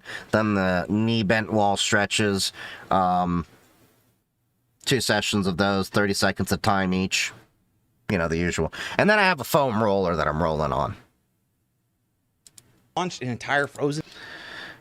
Here, dropped 20 minutes to 8. My attention span has gotten worse. You can go straight to TikTok, vampire. I deleted the wrong IIS server from AD during a decom change, causing a 10-minute outage. Am I cooked? I don't know, you're probably gonna get a talking to, but, did you not, the question when you go to that is, were the steps documented? Did you follow them to a T? Because if you, and was it through a change management? Because if so, I don't know. It could be an issue. It's kind of hard to say without knowing your company and how effed up you've been in the past. Just for the wrong server, LLO, and yes, through a change. I mean, mistakes happen. Just don't let it happen again. You have suggestions on finding scraping tools for domain expiration dates? Generally what I've just done is, did the who is query and pulled it up that way. There's probably some better tools, but I haven't had to go that deep into it. Managed to F my knees again by trying to train for a 10K. Damn. Feel better. You have sick care? I have made. What is that? And insurance would rather be like, nope, try again. Good job getting out there and walking. I know I need to, but I don't. I at least have a treadmill, so I try to do that. And then because now I work in an area I can walk around and there's like businesses and everything, when I go down to the office, I do try to go take a walk out and purposely go out to eat, because then I have to walk, because there's a lot of great places within walking distance. Aren't you on 2404? You dislike Cosmic? No. I just don't see the need to upgrade when 2604 is around the corner. Why would I want to pull everything out when 2404 came out in December when 2604 was right around the corner? Meal line built around supporting people on the drug. Wait, medical assists and sewer slide? Oh, yeah, okay. Drugs, and Walmart, the largest grocery retailer in the country, literally reported to investors that GLP-1 users were buying miserably less food in their stores. Ladies and gentlemen, buckle up, because you know why that is? It's because Ozempic kills your appetite. Imagine that! A lot of the issues with the American diet comes down to diet choices and lack of self-control. My issue with my weight wasn't from eating bad foods per se. Like, I don't eat bad foods like that. My issue was portion size. So I used to be on wrestling. I did quite a few sports when I was in high school, so I had a high metabolism. I used to be that guy going to the gym 5 days a week after school. We had to have a gym there that would open at 3:30. I'd be in the gym from 3:30 to when it closed at 5, so I'd get a good workout every day. So I had a metabolism, and I would eat a lot. The problem was, in my 20s, I was still eating the same amounts of food. I wouldn't eat junk food. Like, I barely have pizza. Like, today was the first time we had pizza in maybe like a week or so. And that's usually like last resort kind of food.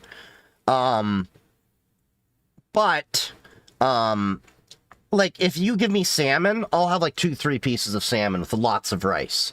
Like, it's just portion control was more of my issue than food quality choice. Like, I love apples. I could easily sit there and eat 3-4 apples in one sitting.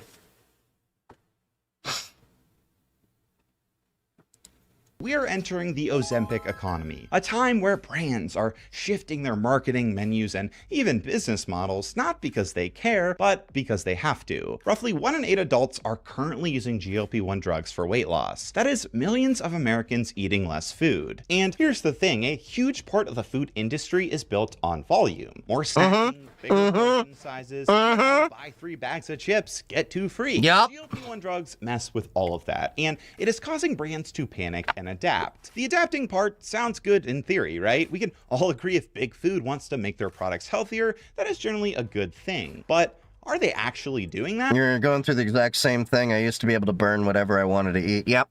Now we have to actively go to the gym and do the same thing. The one thing I will advise people for, and a couple of my ex-girlfriends were guilty of this, cardio helps burn calories. Yes. But if you want to be able to increase your caloric burn even at rest, build muscle. Because you'll not only be burning the calories while you're running and everything like that, but you'll be burning the calories when I'm just sitting here. So I try to at least, work my muscles out too. You can't outrun your diet. 1 Oreo is like a mile of running. That is another point, too. So I try to at least do 30 minutes of cardio when I work out. 30 minutes. Now, right now, with my calves being effed up, that is walks, power walks between 2 to 3 miles an hour at an incline. And then I may have to stop every few minutes to stretch my calves and then go again. But I want to get a 30-minute cumulative total of cardio, and then I try to do whatever else I need to do, at least a few reps of different thing. Recommend you eat beef, eggs, and butter to control your cravings. Carnivore diet the most efficient. So here's the thing I tell people. I don't buy these trend diets. I tell people you should look at what healthy foods actually cater more to your background. What I mean by that is I'm Moroccan. I grew up with a Mediterranean diet.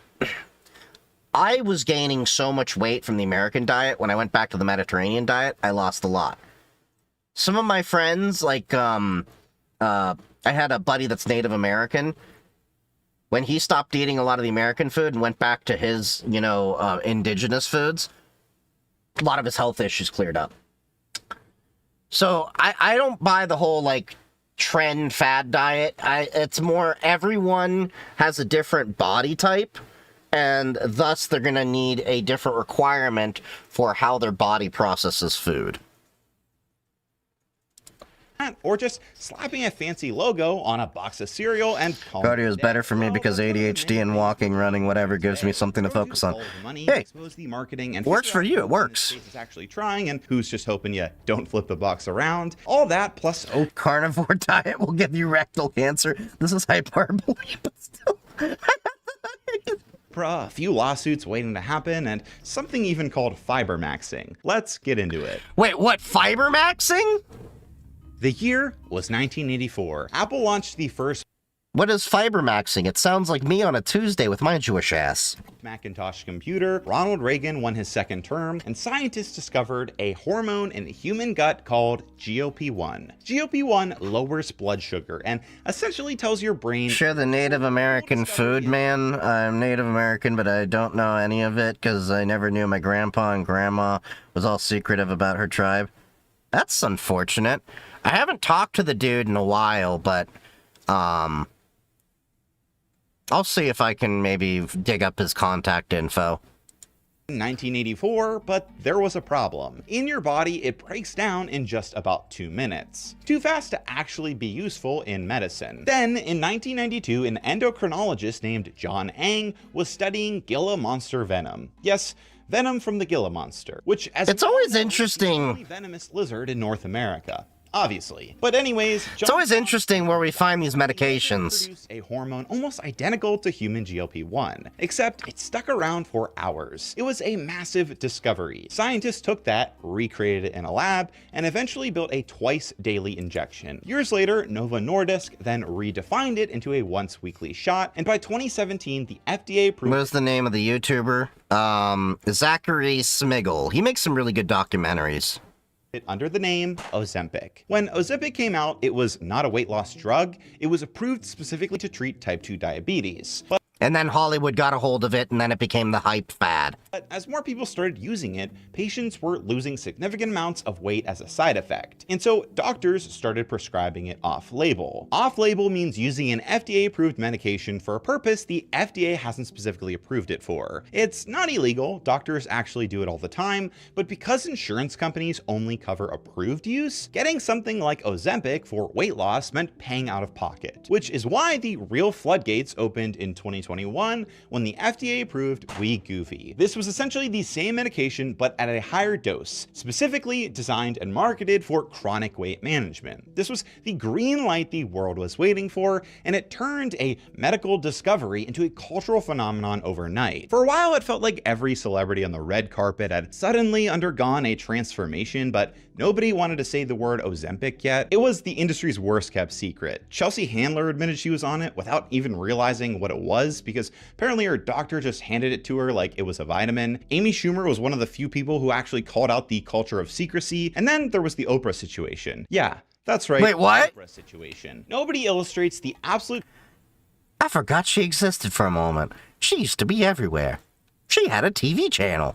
Chaos of this transition better than Oprah Winfrey. For decades, Oprah was the face of the traditional weight loss industry, specifically through her massive partnership with Weight Watchers. She owned 10% of the company and sat on their board, basically acting as the high priestess of counting points. But in 2023, Weight Watchers bought a telehealth company called Sequence, so they could start prescribing these drugs themselves. Oprah stepped... Oh no. Donated her shares to avoid the appearance of a conflict of interest. It was basically a complete surrender of the old way of doing things. This whole thing was bizarre, but perfectly sets the stage for where we are today. And you get Ozempic, and you get Ozempic! You all get Ozempic!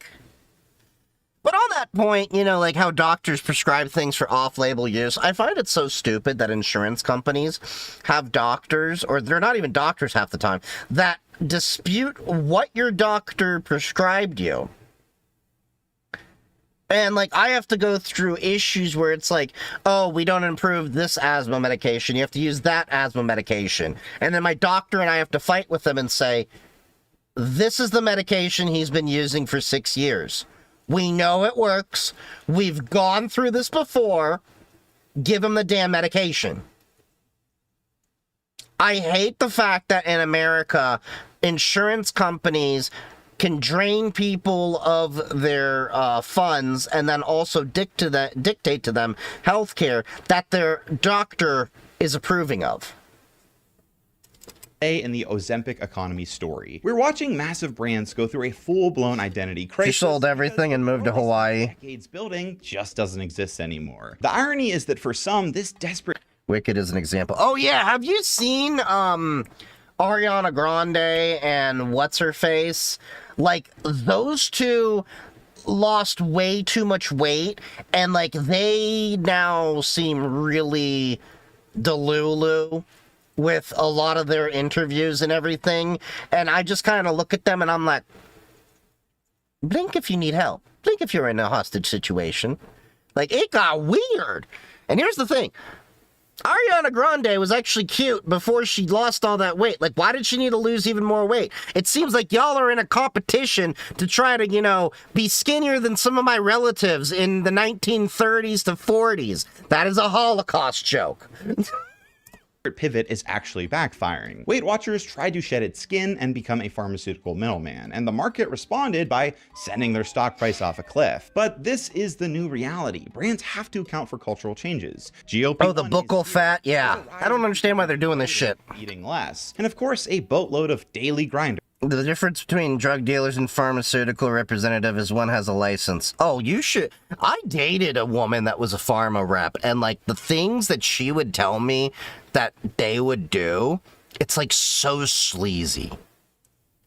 Focusing on fitness and wellness. Speaking of the daily grind, I have more respect for, how do I put this?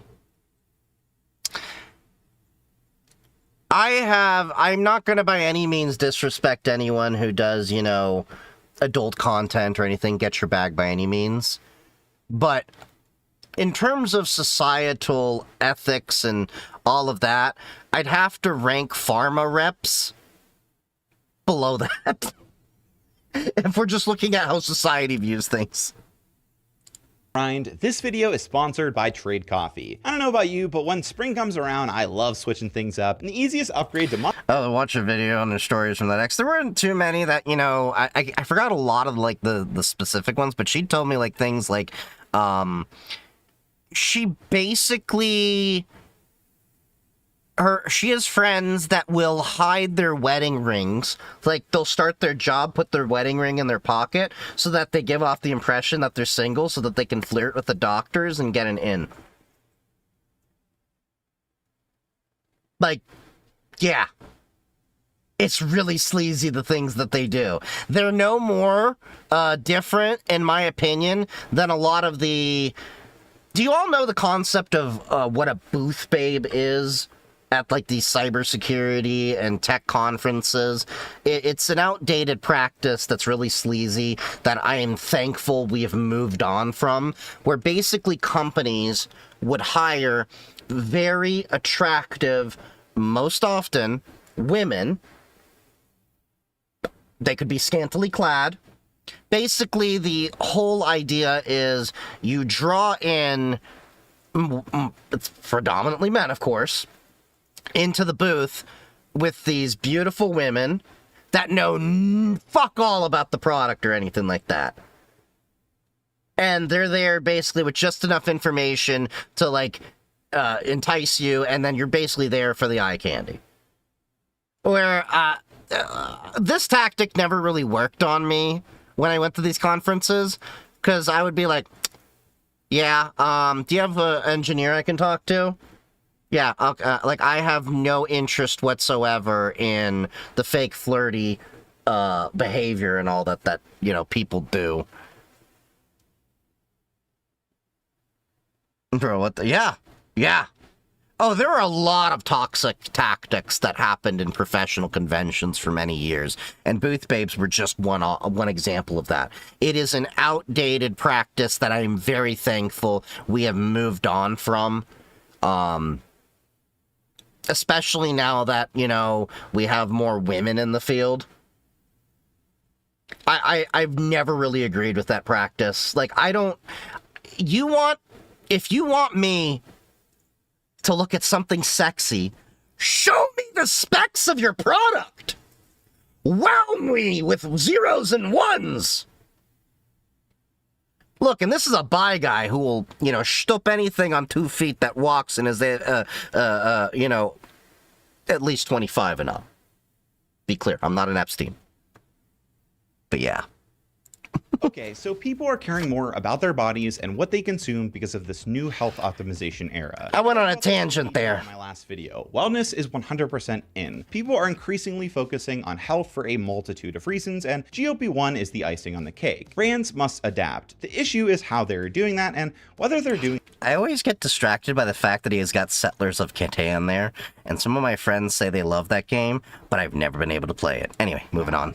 And that's nowhere more prevalent than with fast food brands. Let's play a little game. Imagine for a second you were this picture. Fast food company. You were sitting in your big leather chair, staring at a spreadsheet that shows... Really digging into the Steve Carell memes, didn't you? Because they're on a drug that makes them physically repulsed by grease. What do? Do you go with option A and spend billions of dollars to fundamentally overhaul your entire global supply chain so you could start selling actual nutrient-dense, healthy food? Or do you go with option B and just rebrand your old products to appear healthy so you can keep those profit margins nice and fat? Well, if you...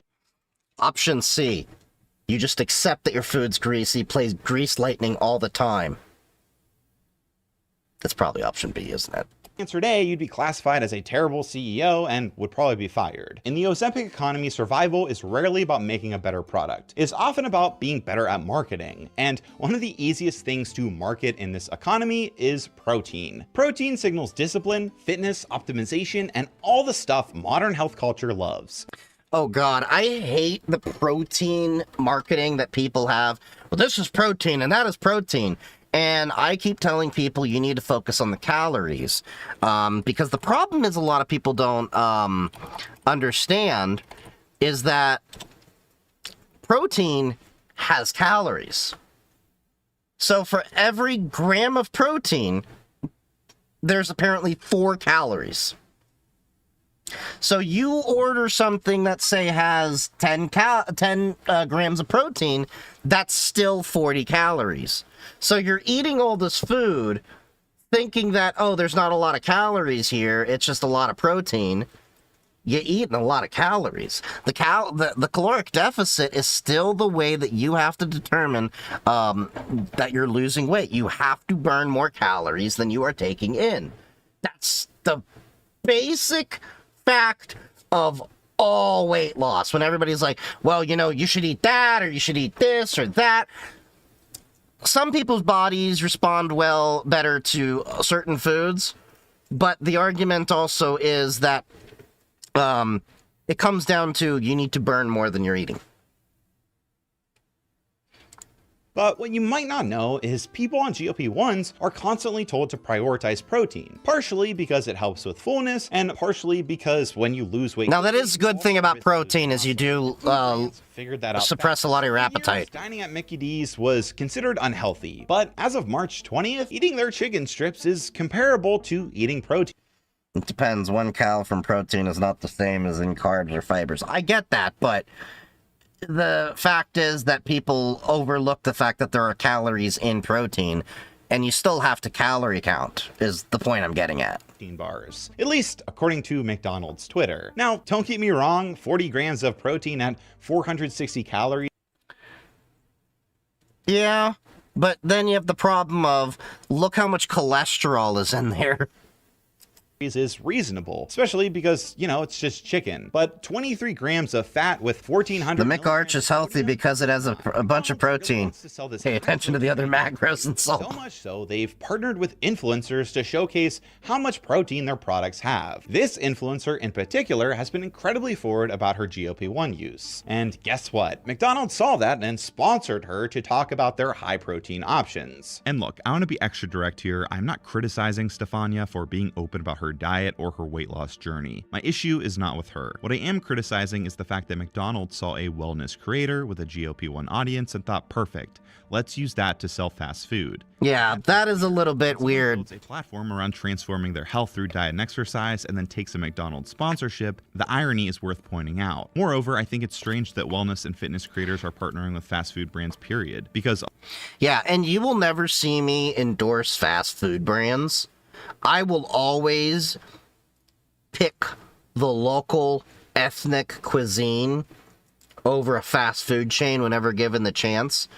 Like, there's a shawarma place that gets my business more than McDonald's does. There's the Ethiopian spots get my food all the time. I get food from there all the time. a lot of the people turning to wellness content for motivation have a complicated relationship with fast food. And while some people can work toward moderation, some can't. Research shows that people who regularly consume fast food have a 20 to 129% increased risk of obesity compared to consumers. That is not a small number. So yeah, this is all very weird, and I believe it's fair to point out. So while McDonald's doesn't have a dedicated GLP-1 menu, it's not a coincidence that their CEO said they were paying attention to GLP-1 users. The CEO also calls their food products. In their food through influencers, tweets, and blog articles. And McDonald's is far from the only one doing this. Starbucks has done something similar when they launched their You could lose weight and eat McDonald's every day. Look, Abby, you can also go to Costco and eat their hot dog every day, 3 times a day, and lose weight that way. There's a guy that actually did that. Is that the most healthy way to do that? Probably not. Protein and 2% milk into their coffee and matcha. And just like McDonald's, they partnered with a wave of influencers to sell you on these protein-packed products. When these launched, social media was flooded with photos and videos reviewing these protein lattes, and they all looked pretty gross. I can't help but wonder if Starbucks wanted to start sponsoring people so that those videos would show up versus the other videos. But regardless, at least these lattes are healthy, right? Well, no, they're not. Like, look. If I need a protein shake, I got a big ass tub of Muscle Farm protein with 5 different types of protein. I'll take a scoop of that and I'll put that in water, or at the like maybe at most some oat milk, mix that up, protein shake with 25 grams. That's all I need. Order any of the regular non-sugar-free drinks. If I want it's 50. Pretty crazy. One grande caramel protein latte clocks in at a whopping 37 grams of added sugar. And, you know, we all love the white stuff, but that is a lot of added sugar, especially for something that's being marketed as... Hasn't there been a trend where marketers are just advertising normal products as protein products, even though it's just the regular product? Yes. History with weight loss spokespeople. Well, guess what? They're jumping headfirst into the Ozempic economy. As you were talking about. Recently launched something called Protein Pockets. If you've spent any time on foodie TikTok, you probably have seen influencers holding these up like they're some kind of holy relic of protein and fitness. You want me to get a holy relic of protein and fitness? Bring back my $5 footlong, you assholes! I used to pound one of those post-workout every day in high school. That and Chipotle.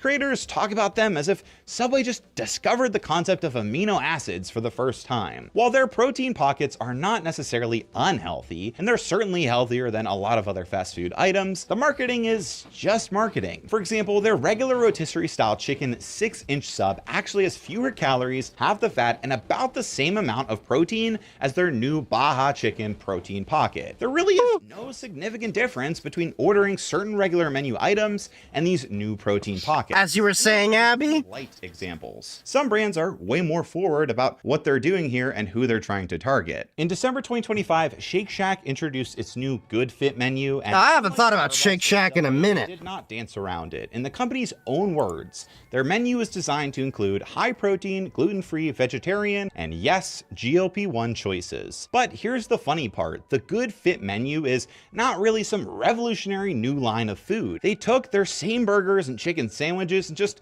swapped buns for lettuce wraps, highlighted the protein numbers, and repackaged the whole thing to sell to you. Now, What the hell is this? I could do this at home. I could go to Costco, get the, the chicken thing or, the burgers, and then just throw them in the air fryer and then wrap it in lettuce myself. What the hell is this shit? to be fair, some of these swaps probably are better for certain people. Cutting carbs, shrinking portions, and making it easier to find higher protein options is not inherently a bad thing, but it is not exactly innovation. Smoothie King is probably the best example of all of this. In October 2024, the company launched an actual GOP support menu. Okay, that is such bull because, I don't understand why they're doing this. So I used to get Smoothie King all the time on a past job because it was around the corner, and my boss used to get them for everyone every Friday. And I would get their protein, little shakes and everything. It was a nice little pick-me-up. But that's probably the same shit, isn't it? Called themselves the first national quick service chain to introduce a menu specifically created to assist millions of Americans taking prescription GLP-1 drugs. The smoothies were marketed around the exact language you would expect. High protein, rich in fiber, nutrient dense. All the buzzwords, all the hits. That sounds amazing. Let's take a look at these special Where's the butt? smoothies and compare them to their counterparts. I said what in the butt. I said what. Smoothie, and here we have the regular Gladiator vanilla smoothie.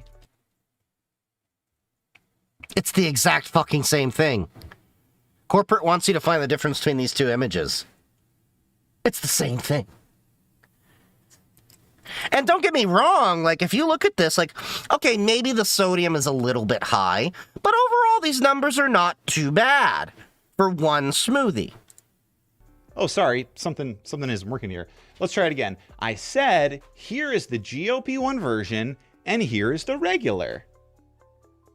Oh my God. They're the same thing. Well, surely this can't be. Well, what about the Keto Champ GLP-1 chocolate versus the 45 grams is quite a bit. Wouldn't a good portion of it actually not actually get used by the average person? So what is it I think you're supposed to have on average? Like 1 gram of protein for every pound of weight that you have is ideally what you should shoot for when bulking. I know when I finish a workout, 25 grams is the minimum. Generally, I shoot for like 50, which is 2 scoops of protein powder. regular Keto Champ chocolate? Oh my God. It's the same thing again. It's the same with regular Philadelphia and high protein Philadelphia. Smoothies are no Damn. different than the regular smoothies on the menu. There are no secret ingredients hidden in the blender. The recipe and the base are the same. When I looked this up, other people complained about this, and the only apparent difference I could find for these smoothies is that the normal versions lets you add things like peanut butter or bananas, while the GLP-1 versions guide you towards other options. But when you go to order these smoothies on their website, they're presented exactly the same. You can do that for either smoothie. So it's essentially the exact same product, but with different marketing. So do you notice the pattern here? The GOP-friendly fast food revolution is, in many cases, not about brands suddenly caring about your health. It's just them advertising their products differently. Take away some buns, highlight the protein amount, add some fiber, and suddenly your old product... I don't know. They take away more calories from me, I'm gonna be losing my buns. What a hilarious and annoying world we live in. But listen, we know most fast food brands usually don't care about our health or wellness. But what about household food items? Well, if you think the drive-thru is getting weird, you should see what is happening in grocery store aisles. A recent Cornell University study found that within the first 6 months of starting a GLP-1 medication, households reduced their grocery spending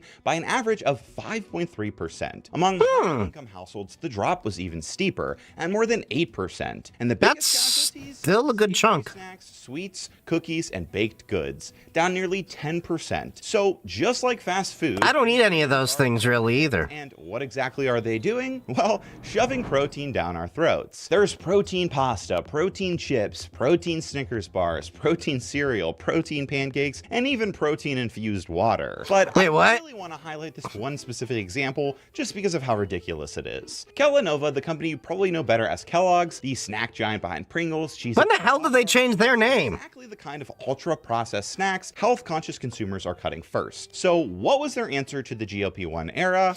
Get healthy. Pop-Tarts. Ah, damn it. Flavors like Slam and Strawberry and Boost in Brown Sugar Cinnamon, which are real product names that an adult signed off on. They are marketing these as a bold innovation for people looking for a protein boost on the go. I mean, look at how large the word protein is labeled on the box. Surely this must be a healthy snack. Well, the actual math here is incredible. A serving of these new protein-boosted Pop-Tarts, which is 2 pastries, comes out to 380 calories. Good God! Of protein and 30 grams of sugar. Holy shit! This is an extremely high amount of sugar, but per calorie, that's an awfully low amount of protein. For reference, a 100-gram chicken breast contains 165 calories and 31 grams of protein. Meaning Yeah, chicken boobs are good for you. 1,100 calories or 6 whole Pop-Tarts to get the same amount of protein as 100 grams of chicken breast. What a joke! But what I think is really funny about all of this is just how out of touch it feels. Because nutritious, protein-dense pastries do actually exist. There are numerous brands that sell them, and Pop-Tart could easily compete with them if they tried, but they didn't. They took What'd the you regular miss? version, heavily Protein marketed for Pop-Tarts. children, and just added a splash of protein. So I think it's safe to say protein Pop-Tarts were not made for health-focused adults, but they were not really made for kids either, because kids eating Pop-Tarts do not care about protein, and parents who actually monitor their kids' diet are probably not buying Pop-Tarts in the first place. So really, who exactly is this for? What's crazy about this bizarre protein advertising strategy is that the FDA does not regulate how brands use the word protein in their marketing. Any brand can do it, and the exact same thing is true for GLP-1 friendly. Oh, God.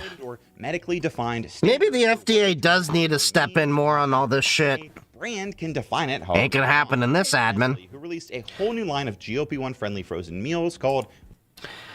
So Robert Kennedy is trying to go after ADHD and autism, but not this shit, and make America healthy again. Yeah.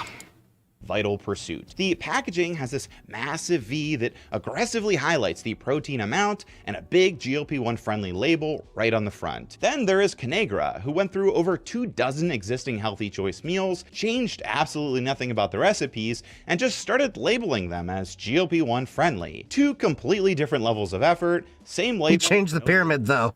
It's an upside-down triangle. And to me, as a consumer, that's genuinely concerning. Because where does it end? If food brands can advertise essentially however they want, how can we trust anything at face value? We don't. Not to sound insane, but I don't think we can. And nothing proves that more than what is happening right now with fiber. The CEO of PepsiCo recently declared that fiber will be the next protein. And if you look at the numbers, he is very likely right. 64% of Americans are now intentionally trying to add more fiber to their daily routine. Whole Foods named fiber one of the top food trends for 2026. Search interest for Candy is dandy, but fruit helps you poop. gut health has skyrocketed, and the trend has even birthed something called fiber maxing, where people are essentially gamifying their digestion for fiber gains. But one of these Yes, you need fiber in your diet, but I don't think you need to go that crazy about it. Eat some fruits, eat some veggies. I have a couple apples a day. Has a good amount of fiber in there. surprising reasons fiber is exploding right now. The fiber. One of the most common and JFQ Jr. is protein pilled. I bet he snorts protein Pop-Tarts after post-workout and jeans sauna time with Kid Rock. Is that before or after they swim in the pool with toxic waste? unglamorous side effects of GLP-1 drugs is constipation. So no matter how you slice it, fiber matters for everyone. There's a reason that dietitians and doctors recommend it so much. The issue is that brands know it matters, and they're absolutely milking that. Poppy is probably the clearest example of how messy this has all become. In 2024, a woman sued the company, claiming Poppy was overstating its health benefits and misrepresenting the functional value. Oh yeah, I heard about this. Soda. Celebrities were drinking it, influencers influencers were pushing it, the branding was slick, the cans were colorful, and the message was everywhere. Before the protein protects them, because protein is meant. Money now, no one can eat. Got money in the daytime, even count it when I sleep. Wake up to getting bread, bitch, I do this for the streets. ADHD. The Nordic Cheek just resubbed for 2 months. Did it really just call you? I thought it mispronounced the name. Thank you for that follow over there. Appreciate you. Well, not follow. The tier 1 subscriber over there. I appreciate you. Wow, we've gotten 3 subs this stream. This is nice. Hypofiber can make the fiber Appreciate all of you. nutrition labels, but do not always provide the same benefits as fiber found in whole foods like fruits or vegetables. Poppy later agreed to an almost $9 million settlement while denying wrongdoing. The best part of the story though, while the lawsuit was still very much a thing, PepsiCo looked at Poppy, looked at the settlement, looked at the problematic isolated fiber, and wrote a check for almost $2 billion. Yeah, that's right, Pepsi acquired Poppy, not because the product matters, but because the brand does. Welcome to the Ozempic economy. And I think this really highlights what we are all dealing with here. This is not really a story about Ozempic at all. It is a story about what happens when consumer behavior changes and corporations have no clue what to do about it. GLP-1 use is the tip of the iceberg, and protein Pop-Tarts are not going to save anyone. The industry's response has almost been universally the same. Not to make better food, not to actually invest in nutrition, but to find the fastest, cheapest, most marketable solution possible, which usually just means slapping a new label on an old product and hoping nobody looks too closely. And that is the part that generally makes me angry, because this is a calculated bet. Brands are spending enormous amounts of money on advertising. I mean, we kind of get the point here. But yeah, I mean, a lot of people just need to go to the grocery store, get some apples and bananas, and just eat healthier. Processed junk is not good for you. Do I eat some of it sometimes? Yeah. But I actively try to eat more blueberries. Like, you give me a case of blackberries, I'm gonna pound that motherfucker. Blueberries, raspberries, strawberries, any berry, I will eat them. Apples. I love my Honeycrisp apples. Those are my favorite. You need blackberry bush or something. Yeah. I actually had a blackberry bush, but I had to redo the yard, so it got messed up. Okay, free electricity from the rain. Vampire shared this. It's from Quint Builds. In this build, I make a transparent hydro generator and use it to get free electricity in front of my house. Then I visit a real hydroelectric dam to learn from experts how to maximize my power. If you want to make your own hydropower, you need 2 things. That's flow and height.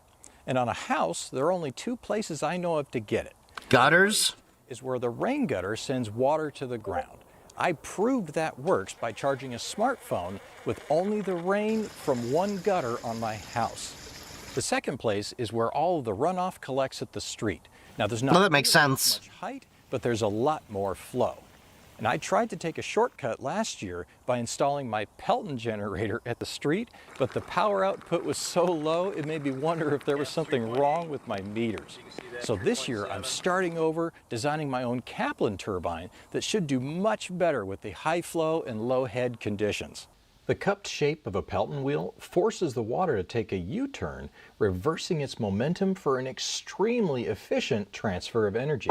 But without a high-velocity jet, a Pelton is no better than a water wheel, which is horribly inefficient. But a Kaplan turbine looks like a snail shell. No, not that. The brambleberries of any sort? Open with a shape called a scroll case that looks like a snail shell. I used to wonder if they worked like a squirrel cage fan in reverse, but that's not even close. While there are vanes inside, they're stationary, distributing the water evenly to the center. Below that is where the actual turbine spins. The best way for me to explain how it works is using the cat model I made in Onshape, who is the sponsor for this video. I've never modeled anything like a scroll case before. But okay, Onshape's pretty good, yada yada yada, sponsor spot, we get it. They are actually decent. Quality 3D printer could make a functional version of this turbine, but I want to literally see it working. So I'm printing everything in clear resin on my Form 4 printer, which ironically was also designed using Onshape. While the print is still wet with resin, it Those Form Lab printers are nice, but they are really But overpriced. after wash and cure, the minor surface imperfections clouded up a bit. One option is to cure the parts without washing, but I'm just going to polish it as best I can. But before spending a bunch of time on that, I need to verify this thing works at all. And of course it's not raining when I need it, so I simulate the rain with a garden hose. My lever closes them. Hey, look at that, it's filling up. And let's open. Oh!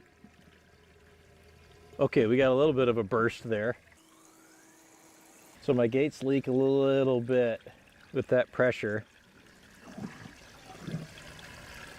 Oh, that's nice. All right, so I'm playing with the level of the gates opening, and they're not airtight or watertight for that matter. So when Yeah, you'd have to probably add some silicone for a gasket.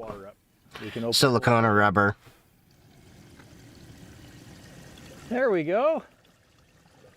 Okay, so we've got electricity, just enough to blink the light. I need to check what flow rate this is. I can open up more than that, but it doesn't last very long. So I need What's up, Kara? How's it going, bud? supply of water, but it works. My little turbine works. And if we can increase the flow rate, man, momentarily that thing just goes. Closing the gate, open the gate, and it just goes. Whatever this flow rate is not enough. Yeah, let's measure that flow rate.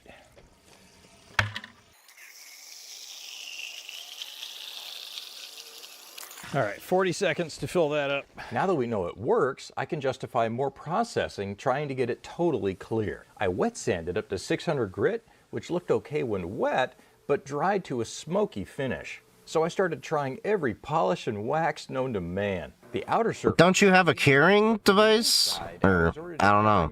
Maybe it was the filament that he was using. With a drill. It helped, but still looked the best when wet. To give it that wet look all the time, I'm trying some leftover 2-part epoxy clear coat I used on my carbon fiber wind turbine. It's nasty stuff, but the results are amazing. I am so stoked. Now, I wanted to make sure that I had a wet edge as I was spraying, and of course that meant as I was trying to get some of the clear coat on the inside that I put... I was wondering if he had to apply some heat to clear it up, but okay.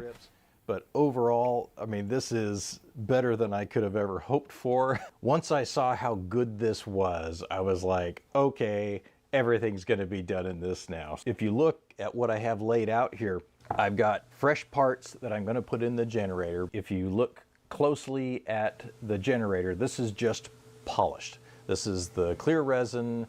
It's been cleaned and cured and polished as good as I could get it from the inside. That's a lot of work just to polish something. Really good.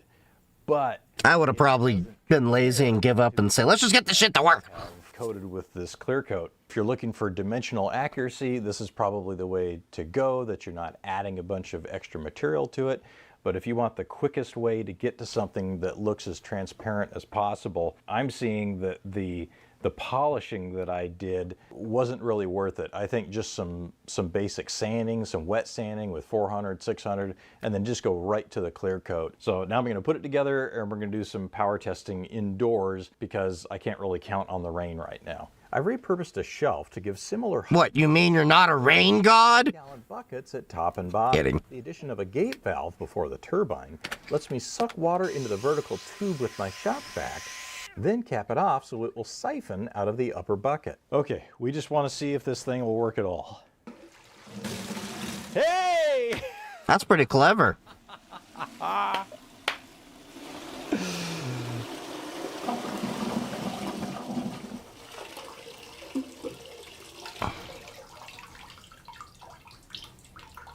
That was awesome! I'm pretty happy with that. Except I didn't turn on my other little camera. Let's rig up an even bigger power draw and see what happens. Earlier from the original pump storage video. Put the energy back in the water. It puts the battery in the bucket or it gets the hose again. Will we turn on our lights? Hey! Look at that!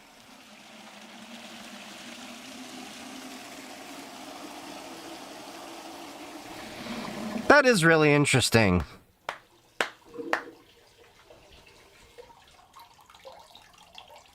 That is awesome. Could you imagine being in a storm? Let me take these 2 buckets and we're gonna have turbine through them. We're gonna charge our radios that way. Like sped up, like they almost looked like they were staying on. Must have been crazy RPM on that generator. Let's do it again, but close up these gates a little.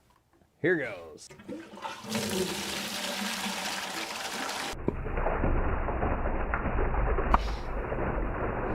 Yeah, that's spinning at a good amount.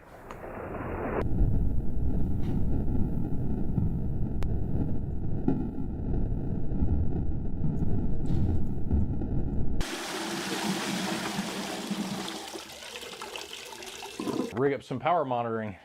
Here we go. Oh, 5 volts? Oh, nice. Okay, he's pushing 6 volts, and it's surged to like 100 milliamp. 80 milliamps? Is that half a watt or something? Second time with the power station. I'm gonna... Let's do the math. All right, 6 times, it would be, what do you say, 80? So that'd be 0.08.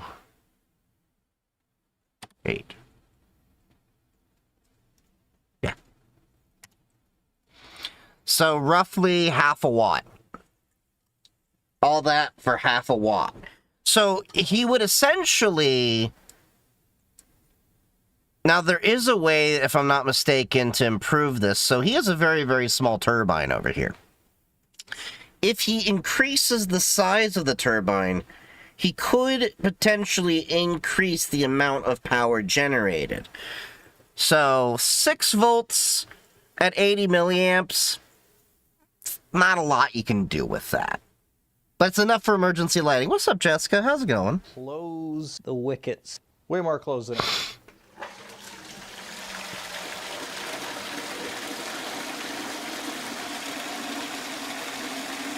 It's 5.5 volts now at roughly 55 milliamps. It's interesting how Still got almost it's interesting how it spikes up towards the end. that much power. I dim the lights a little so it's easier to see if these things are on. I wonder if that's because when the water's rushing out, it doesn't have as much mass to turn around, turn the turbine with. So it's then doing a free spin. That kind of makes sense for the spike at the end.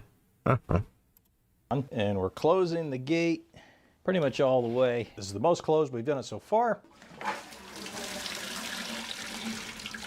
What? Well, that answers it. 3 volts and not even... You see what I did? I didn't put the cap on. We'll see what we do.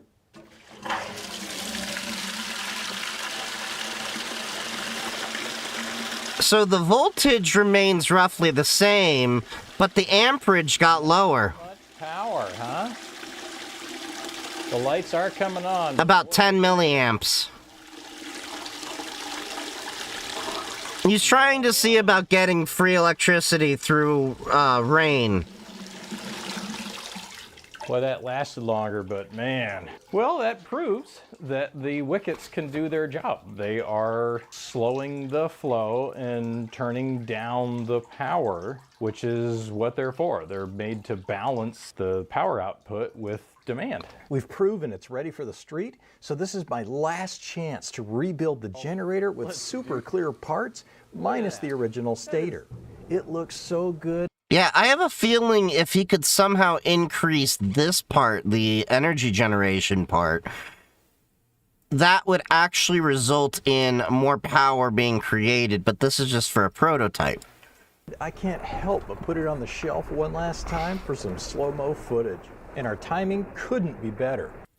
Also, you could probably be using some thicker wire than that. It could reduce the amount of impedance he's having. Not by much overall, but still. Torrential rains. Also, it's kind of interesting he did an FDM print for that, but a resin print for the rest. Anyway. So it's time to install it at the curb and see how much electricity we can make. Okay, here we go. We've got our power station. We've got our Kaplan turbine. It is raining like heck, so we are filling up with water, which is backing up into the drain system coming from the house. This is just what's... Hopefully he doesn't have an HOA, because I'm sure they were not thrilled with that hole. Representative of how high it's built up back underground. The flow is going to come straight from, if you can see, the pipe down there that's a little bit buried in water, comes up. Once I open this gate valve, it'll come through and go into our turbine. We're ready for a test. We've got 40 inches of head and increasing. That's nice. This was the intent for an overflow.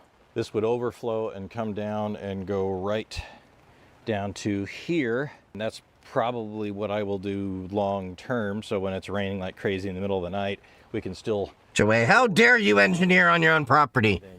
Well, thank God they passed the law that they can't touch your antennas, because apparently that was passed, so now that was one of the main reasons I'd never want to be in an HOA is my antenna towers and all that I want to set up. Now I can tell Karen to get food. Use it as needed, just like a hydroelectric dam. All right, let's do this. And I'm going to leave the gates just like they were, indoors.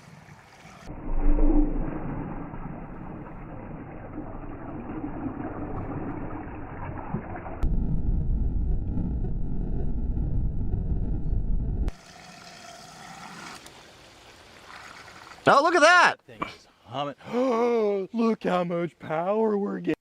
150 milliamps. I mean, not enough to power a Raspberry Pi,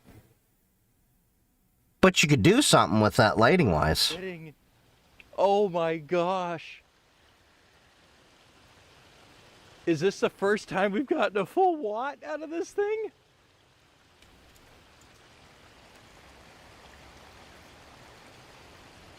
Oh my gosh. What is flinging around in there? Got some garbage, rotten, whatever. So he'd probably need to add a screen somewhere to prevent the debris from getting in there. I would probably put the screen... See, the issue is if you have a screen, eventually it builds up debris and will become a blockage. So you might want to make a clear section of pipe with the screen somewhere in there. Either the piece right there or somewhere here or even here. Either way, it'll have to get blocked. The other thing I'd probably do is instead of these sharp 90 bends, I'd see about maybe going for 45s. Is it 45s? Anyway, you basically do less sharp of a bend because you basically can reduce some flow there. It may not amount to much, but that's just me. We are sustaining 120 milliamps and 6 something volts, or like 3/4 of a watt. That is fantastic. People get excited like this. It's the same aha moment when someone picks up what you've taught them. No, it did not. Okay, you know what's funny about the statement that you said? The aha moment? People in my TikTok videos were saying, oh, this is an AI script, and one of the people was actually like, see, you saying, aha moment is just like proof that you're AI, that the script was AI, and I'm sitting here like, you really are cooked if you don't understand people were speaking this way before AI scripting was even a thing, before AI was even common in a vocabulary. It has pissed me off to no end how many people will be in like the TikTok brain rot comments and basically say, this is obviously AI. I'm like, it's scripted, but AI didn't write this. I wrote the script. I maybe used AI to reflow some things or say, what's a better word than this? Or, do that. They said you used AI because you said aha. No, the exact wording was more or less like the real aha moment or your real aha eureka moment, something like that. And I'm like, I've heard that 50 million different times in different ways. And here's the funny part. The people out here that are like these AI checkers, they're using AI checkers to check for what's content that's AI, when the AI checkers themselves, at best, have 70% reliability. I know people that are going to college that didn't use AI for their entire papers. Like, we're talking people that are adamantly anti-AI to the nth degree that we've gotten into arguments. And, they had their papers flagged as AI. And they literally had to send over the .docx with the revision history to the professor. And the professor had to make a revision there. I didn't use it for papers, but it was over a decade ago, yeah. Like, I use it at most just for, how would I say this? How could I, dumb this concept down, and then I'll play with the language and everything. I don't just like, hey, ChatGPT, make me a script on this. I will at most, say like, hey, ChatGPT, we need to write a YouTube script about this concept, and then like give it like 3, 4, 5 paragraphs of everything that I want to say in there, and then work around that. Yeah, I use it to help put my thoughts together, too. That's basically what it is. And then I use the teleprompter over here to script it. Flush the giant pine needle. It's kind of jammed in there. Ew. All right, now we're getting down to the level. I should probably close it and just store what well, or should I let it run? That thing is humming right along. That is so cool. All right, 30 milliamps, not even quarter watt. All right, I'll shut it. That is so cool. That worked so much better than I thought it might. That is fantastic. What do we got? A twig. A twig and all kinds of stuff in my gates. I think the rest of it can probably just rinse out. Once I got the twig out of there and tweaked the wicket gates, we set a new record, well over a watt. Hot damn. That's the most power I've ever gotten out of this generator. Now that we've proven it works, let's go see one big enough to power. That might be good enough to charge a ham radio. And there's one from Bonneville. A little bit of a size difference there, eh? But look, I'm making power. Just imagine the amount of water that has flown over this thing. Bonneville Dam is the oldest federal dam on the Columbia River and actually uses Kaplan turbines. Bonneville has 21 turbines, the biggest of which are 76 megawatt, or 76 million times more powerful than mine. After an elevator ride and a long walk down a hallway, I find myself standing on a generator actively producing. That would actually be really cool to see. Power. My tour guides today are Ranger Meg and mechanical engineer Sarah. Yeah, you might be able to reach over and see the air gap. About half inch, maybe 5/8. Oh, the air gap between the... Oh my word. Damn. Wow. The The stator. Every once in a while you see the excitation leads. One. Yeah. Those are what's energizing the magnetic field. So let me explain something real quick about the geometry of my generator versus the one at Bonneville. So mine is known as an axial flux generator. You can see the magnets as you look down on top of it. And they're basically 2 discs of magnets with the coils of wire in between them. But at Bonneville, it's a radial flux generator. So the stator windings are wrapped around the outside of the rotor, like an automatic alternator. This is our magnet spinning on the inside of these stator windings. I guess that would be better. Are a lot more like this, where the magnets that you're spinning are an electromagnet. With no electricity, there's no attraction to it at all. But if I give this some power, I can almost pick it up. So this does take a little bit more sophisticated electronics to control, but because you can change the current, you can change the output of the alternator overall. It's one of the reasons they're used in automotive applications, because the engine is going to be changing RPM up and down all the time. The turbines at Bonneville are not going to be speeding up. Couldn't we just replace the professors who use AI to sniff out AI with AI? By changing the current going to the electromagnet in the rotor. I use AI as puppy girl assistant. The gap between the rotor and the... Vampire, straight to hell. Straight to hell. You use the AI as a puppy girl assistant? You furry moderator bastard. Don't mind that it's Isabel's personality from Animal Crossing. God! You degenerate scum!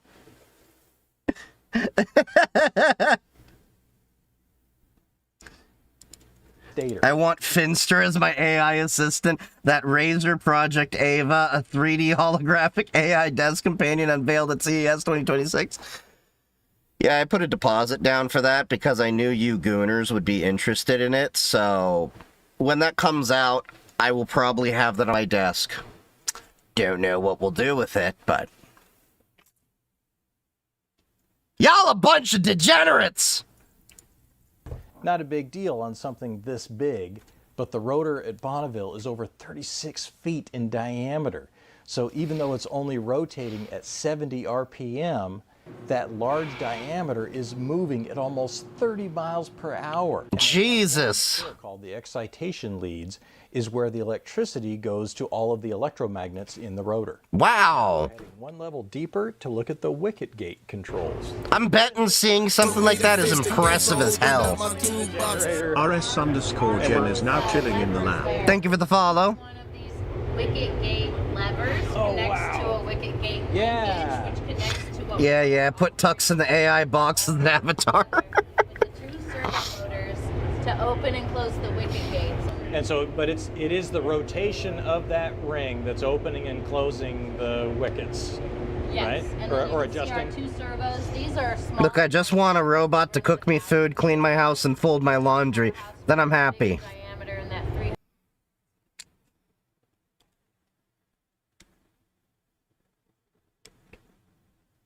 Is that all you want your robot to do?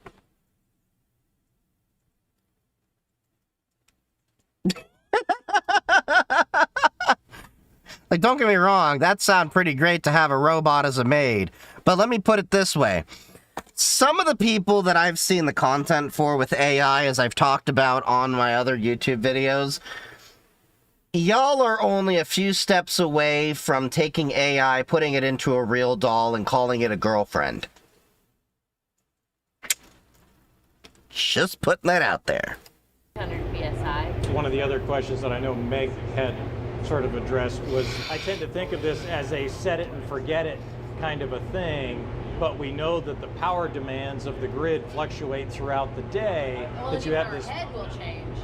So as our Oh, head sure. changes and we're using flow, we need to adjust to Okay. maintain. So there's two governor modes. There's load following and there's gate following. So you can set your gate and get whatever load you want, but that doesn't really help BPA downtown. So we typically run in load following. So as our head changes, our blades will pitch to the appropriate angle and our wicket gates will open based on... I wonder if they have batteries that they can store excess energy into. They used to actually be plates inside of a cabinet. I had no idea that hydro was so sophisticated. Oh, it's an extremely complex thing. I looked into it a few years ago. Dial it, adjust it every once in a while. But my head is just spinning with all the ideas of how I could modify this thing. I never even considered that I could replace my permanent magnets with an electromagnet and further tune the output of the generator. And of course, I only showed you a fraction of what there is to see at Bonneville. Prior to all of that, Ranger Meg was showing me the history of the site and the fact that they had to move a whole town just to put powerhouse number 2 in place. So if you're in Portland, Oregon, you have got to make the drive about 40 miles east to go check this place out. Parking and admission are free on both the Washington and Oregon side, so there's no... Okay, I do, but I would not call it a girlfriend. I would call it a maid. I'm a kobold one. Look, you can call it whatever you want, but we can just all know that you are degenerate. Anybody know when reviews for Framework 13 Pro is coming, or best guesses? I think that product just got released, so you'll probably see it in the near future. It looks interesting, but I don't make enough money from content to go buy all the hardware that I want to go and test, so I have to be picky and choosy, and I spent my money getting to all the conferences so far. So here I am again in front of my house with lights powered entirely by And my Meshtastic stuff. But there's a problem. It's terribly inefficient. So I need your suggestions on what I should do to improve it. Should I increase the number of blades on the turbine? Should I change their angle? Should I design a adjustable pitch turbine like the real hydroelectric dam would have? And then I would do a combination of all of them. should I use a bell siphon like I did in my rain gutter so it fills up and empties on its own? Or is there some other mechanism I haven't heard of yet? Of course, if you're not subscribed, please do. And hopefully that way, I'll see you in the next video. Neat. Alright, what's the next thing? We have a TikTok and an article. So, let me see. I gotta pull up Firefox because it doesn't like Florp for some reason. Alright, what's this? God damn it! You got me some furry video, didn't you? Vampire. Someone got hit with 131 minutes ads. Wait, what? Joking, there's no way. There's no way. How do you get 101? How do you get 131 ads? Twitch, look at this image. What did you do? What did they do? Jesus. What did they do to piss off Twitch? Holy! I don't even know what to like say. Hello, Q. Maybe what Twitch does is it takes account of all the people that it knows are using ad blockers, then finds one unlucky son of a bitch, and then just says, hey, you are now watching all the ads for all the people.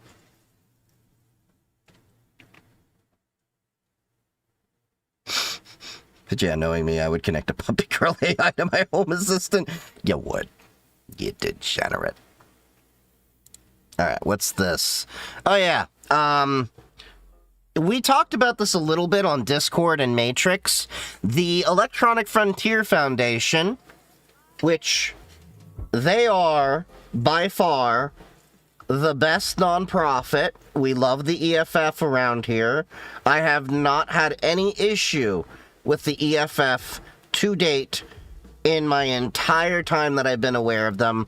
We love the EFF. We support the EFF.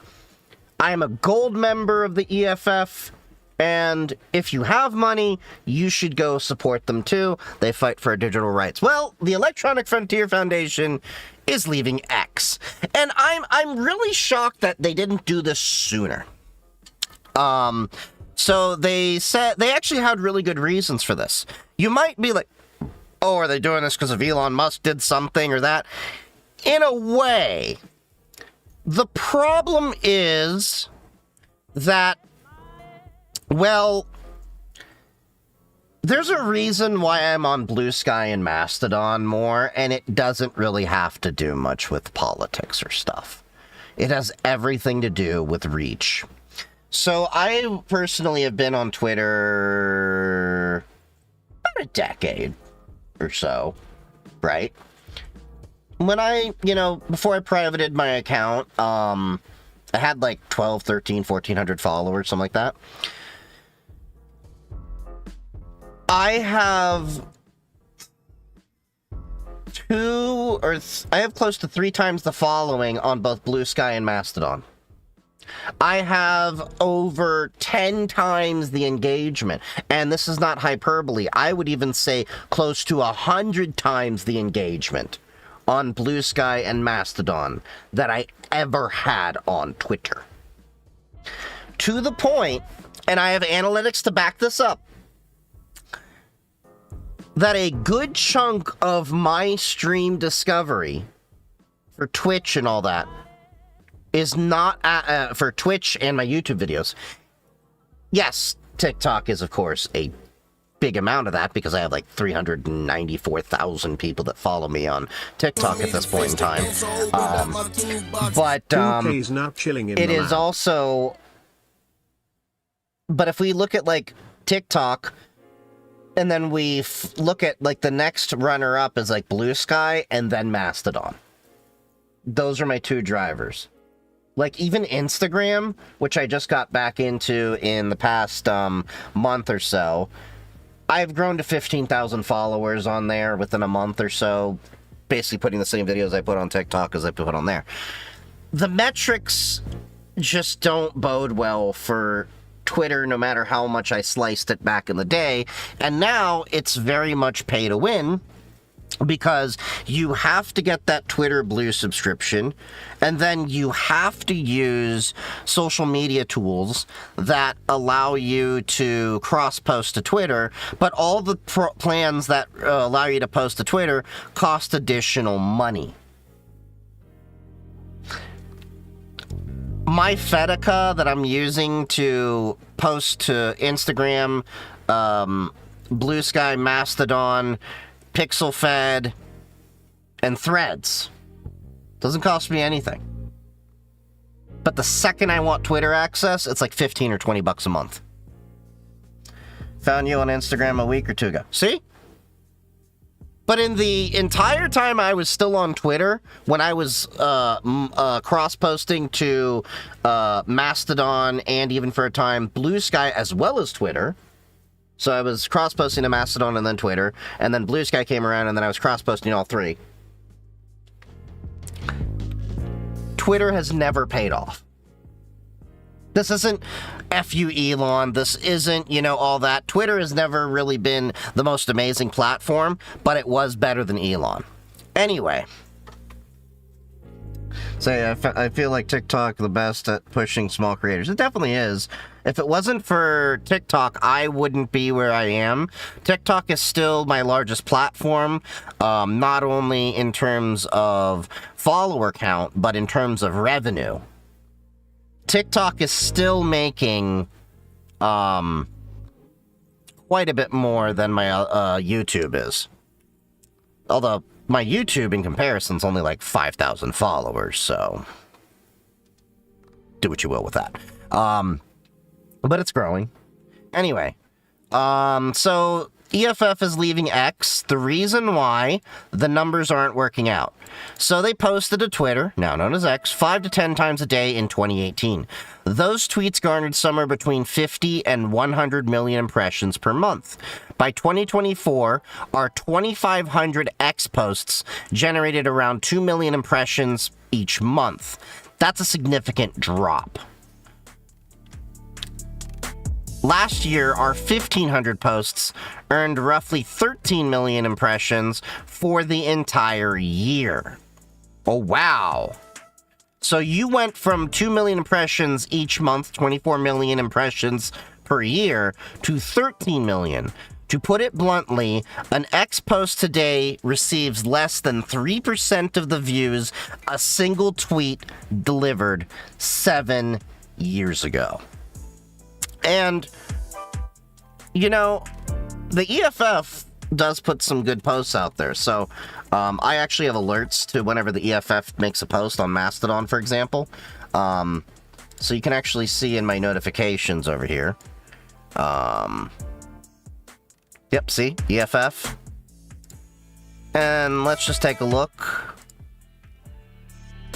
at...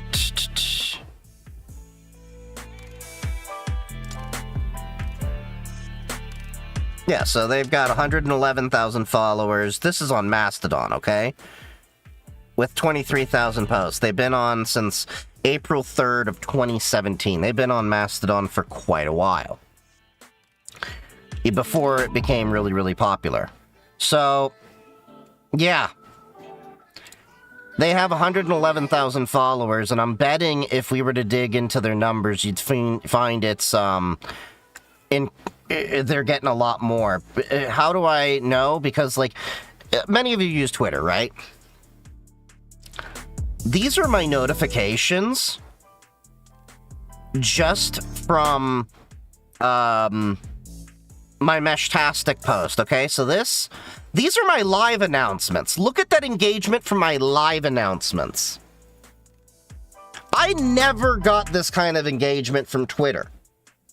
And I'm betting if we were to do the same on Blue Sky, we won't find as much engagement, but we'll still find engagement.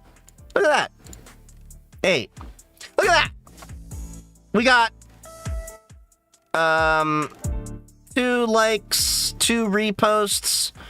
You know, it's primarily from 2 people. But this is all happening within a reasonable amount of time you would want a live announcement to go out. Twitter, I remember when I was on Twitter, you could make a live post announcement, because remember, my poster that I have, Stream Demon, used to be called Twitch and Toot, and used to have a cross-post to Twitter and Mastodon feature. So I would literally announce I'm going live on both platforms. The Twitter one would get engagement, not 1 hour after it, not 15 minutes after it, not even a day after it. I would sometimes get engagement 3 to 7 days afterwards. If I'm lucky, I'd get one like or something. And then you'd look at the views, it'd be abysmal. But look, I literally just posted that I'm live. This is what? 6:32 p.m. So 3 hours ago. And we had responses within while the stream is live.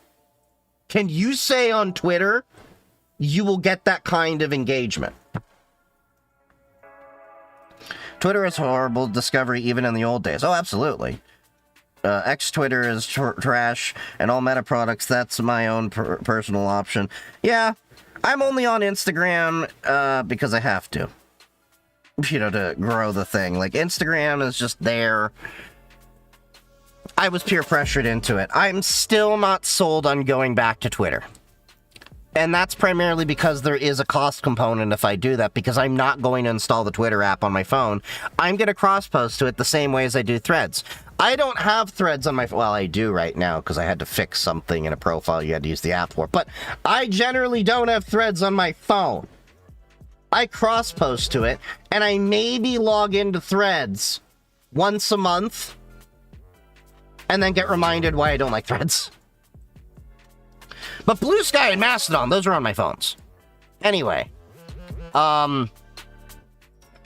So, the EFF numbers weren't working out, obviously.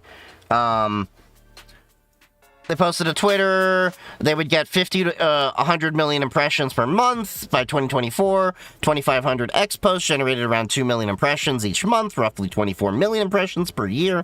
Last year, 1,500 posts earned roughly 13 million impressions for the entire year. And as they're saying, today on X, you get less than 3% of views that a single tweet delivered 7 years ago. So, when Elon Musk acquired Twitter in October 2022, EFF was clear about what needed fixing. They have an article over here, like, the EFF, like, they've never really been, off base. I don't think they've ever made a post or even took a stand that I didn't agree with. But they did have this back in 2022, I remember that. But distinctly, it was transparent content moderation, publicly shared policies, clear appeals processes, and renewed commitment to the Santa Clara principles. Has that happened? Nope. Real security improvements, including genuine end-to-end encryption for direct messages. Has that ever been implemented? Nope. Greater user control, giving users and third-party developers the means to control the user experience through filters and interoperability.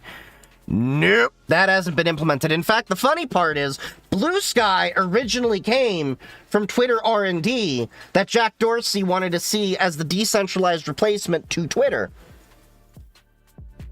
And it has interoperability through the AT protocol. Mastodon has it through the ActivityPub protocol. So, it's not that I like Instagram, I find it's more like an addiction. Oh, I definitely agree with that. I'm going to be removing Instagram and Threads off my primary iPhone soon and put it to my TikTok phone, so I only ever access that phone when I need to deal with stuff for content. But yeah, to my knowledge, they have not implemented end-to-end encryption on Twitter, and it shocks me the number of vendors that do support with customers over unencrypted direct messages in Twitter. But, yeah. And they've also said, you know, Twitter's never in a utopia. They have multiple articles dating back to, it looks like 2015 over here, about for as long as it's been around. Still, Twitter did deserve recognition from time to time for vociferously fighting for its users' rights. That changed. Look at all the articles they're citing. Musk fired the entire human rights team and laid off staffers in countries where the company previously fought off censorship demands from repressive regimes. Many users left. Today, we're joining them. Okay. And then, of course, you know, but you're still on Facebook and TikTok. Yes, we understand why that looks contradictory. Let us explain. EFF exists to protect people's digital rights, not just the people who already value our work, have opted out of surveillance, or have already migrated to the Fediverse. The people who need us most are often the ones most embedded in the walled gardens of the mainstream platforms and subjected to their corporate surveillance. And this right here, this paragraph, is a good reason why when people are like, they have this asinine idea. Well, he's in cybersecurity, so he probably doesn't use Discord or, you know, TikTok or all these things. Like, or I get people commenting like, dude, you're in cybersecurity. Why are you on TikTok where they're gathering all of our data? It's as simple as this. I am where the community is. And there is a community being sold a lot of bullshit lies by influencers. And I just want to be me and hopefully guide people to the right place. Young people, people of color, queer folks, activists, and organizers use Instagram, TikTok, and Facebook every day.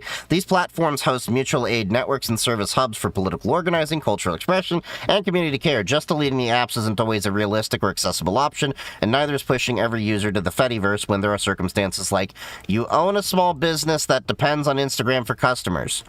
Your abortion fund uses TikTok to spread crucial information.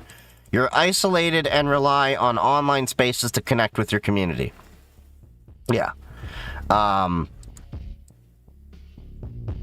Yeah. All these reasons they're giving make sense. It's an issue of they don't have... It's not worthwhile to be on Twitter anymore. I've been saying this for years. When people are like, why are you on Blue Sky and Mastodon but you're not on Twitter? Like, I go on Twitter once in a blue moon, but it's not the same thing that I remember. And yeah, it was shitty before Elon got it. I'm not going to deny that. But Elon shitified it worse. And the only way Twitter really makes sense is if you already had a following. It is next to impossible to grow a following on Twitter. That's just how it is. So, yeah. We've got some more videos and stuff like that. Give me 1 second. I have to use the bathroom, so we're going to take a quick bio break. And then we will be back with some more videos, but nature is screaming at me right now. So I'm going to go to the bathroom. Give me like 2-3 minutes. We'll be right back. You are not missing anything. There will be a BRB screen or some ads playing. So you're not missing anything. And I won't continue until the ads are done.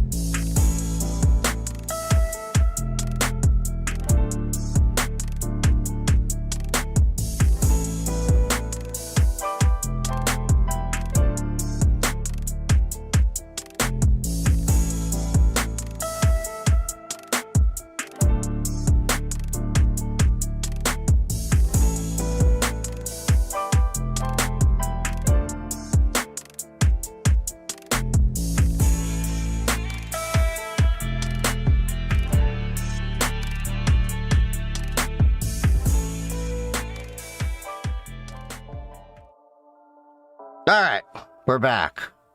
Mother Nature's no longer yelling at me. Okay, so it is a scientist cured deafness with single injection. Okay. What's this about? We just got a cure for deafness using a single injection. For decades, people born deaf had only really one option: cochlear implants, surgically fitted devices that approximate the sensation of sound but never quite replicate it. The problem, yeah, one of my nieces has that. Comes down to just a single gene called OTOF.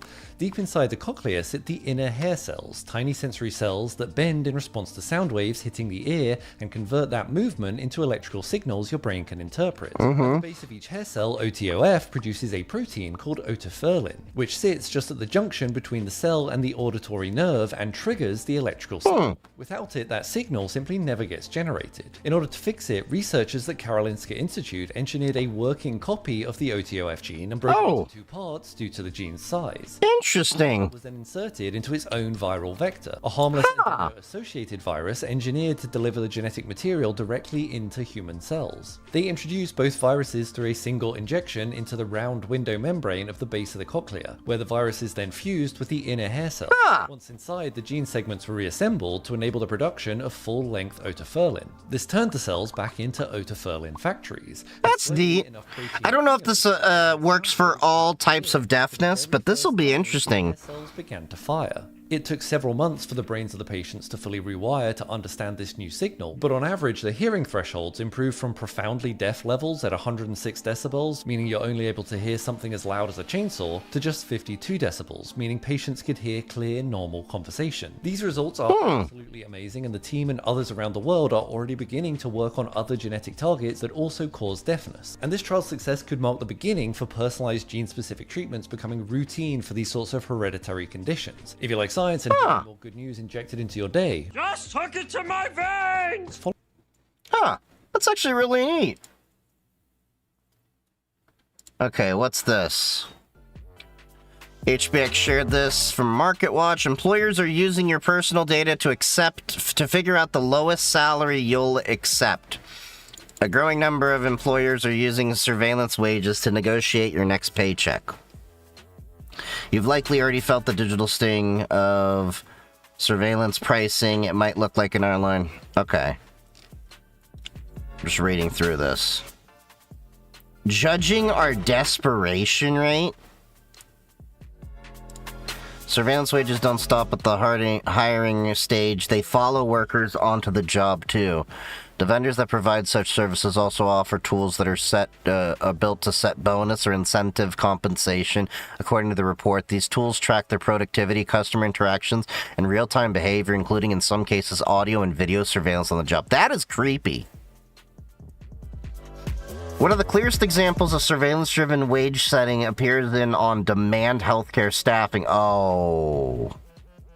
A report put together by the Roosevelt Institute, a liberal-leaning think tank, was based on interviews with 29 gig nurses and found that staffing platforms that gig nurses use to sign up for shifts, including CareRev, Clipboard Health, ShiftKey, and ShiftMed, routinely use algorithms to set pay for individual shifts. ShiftKey denied engaging in surveillance wage setting when reached by MarketWatch for comment. Yada yada yada. Usual babble of "we do not do that." Okay, no one is really admitting to it, or, well, one's denied it, the other one, other ones haven't responded for comment. This is really effed. I don't like the idea of, look, we already have a problem right now with ATS systems. We already have a problem with, background checks being abused and a lot of things. Hell, we have an issue where I personally think that, you know, this whole issue with federally it's not allowed to, well, there's a holiday for it 2 days ago. Catch my drift. It's legal for medical and recreational use in many states, but not federally. And they're not discriminating, well, maybe they are, against candidates that happen to do that. Then you're having to deal with this crap. Then you're dealing with the ATS situation, and we're having to all check boxes in HR's bullshit games. Do you watch things sent to the review on stream if I sent during you already reviewing? We work through the list. Like, I am still trying to catch up on the list, and we're probably gonna have to jump through some stuff, but if you put it now, it probably will be seen in a few streams, unless it's, pressing matters. Like breaking news type shit.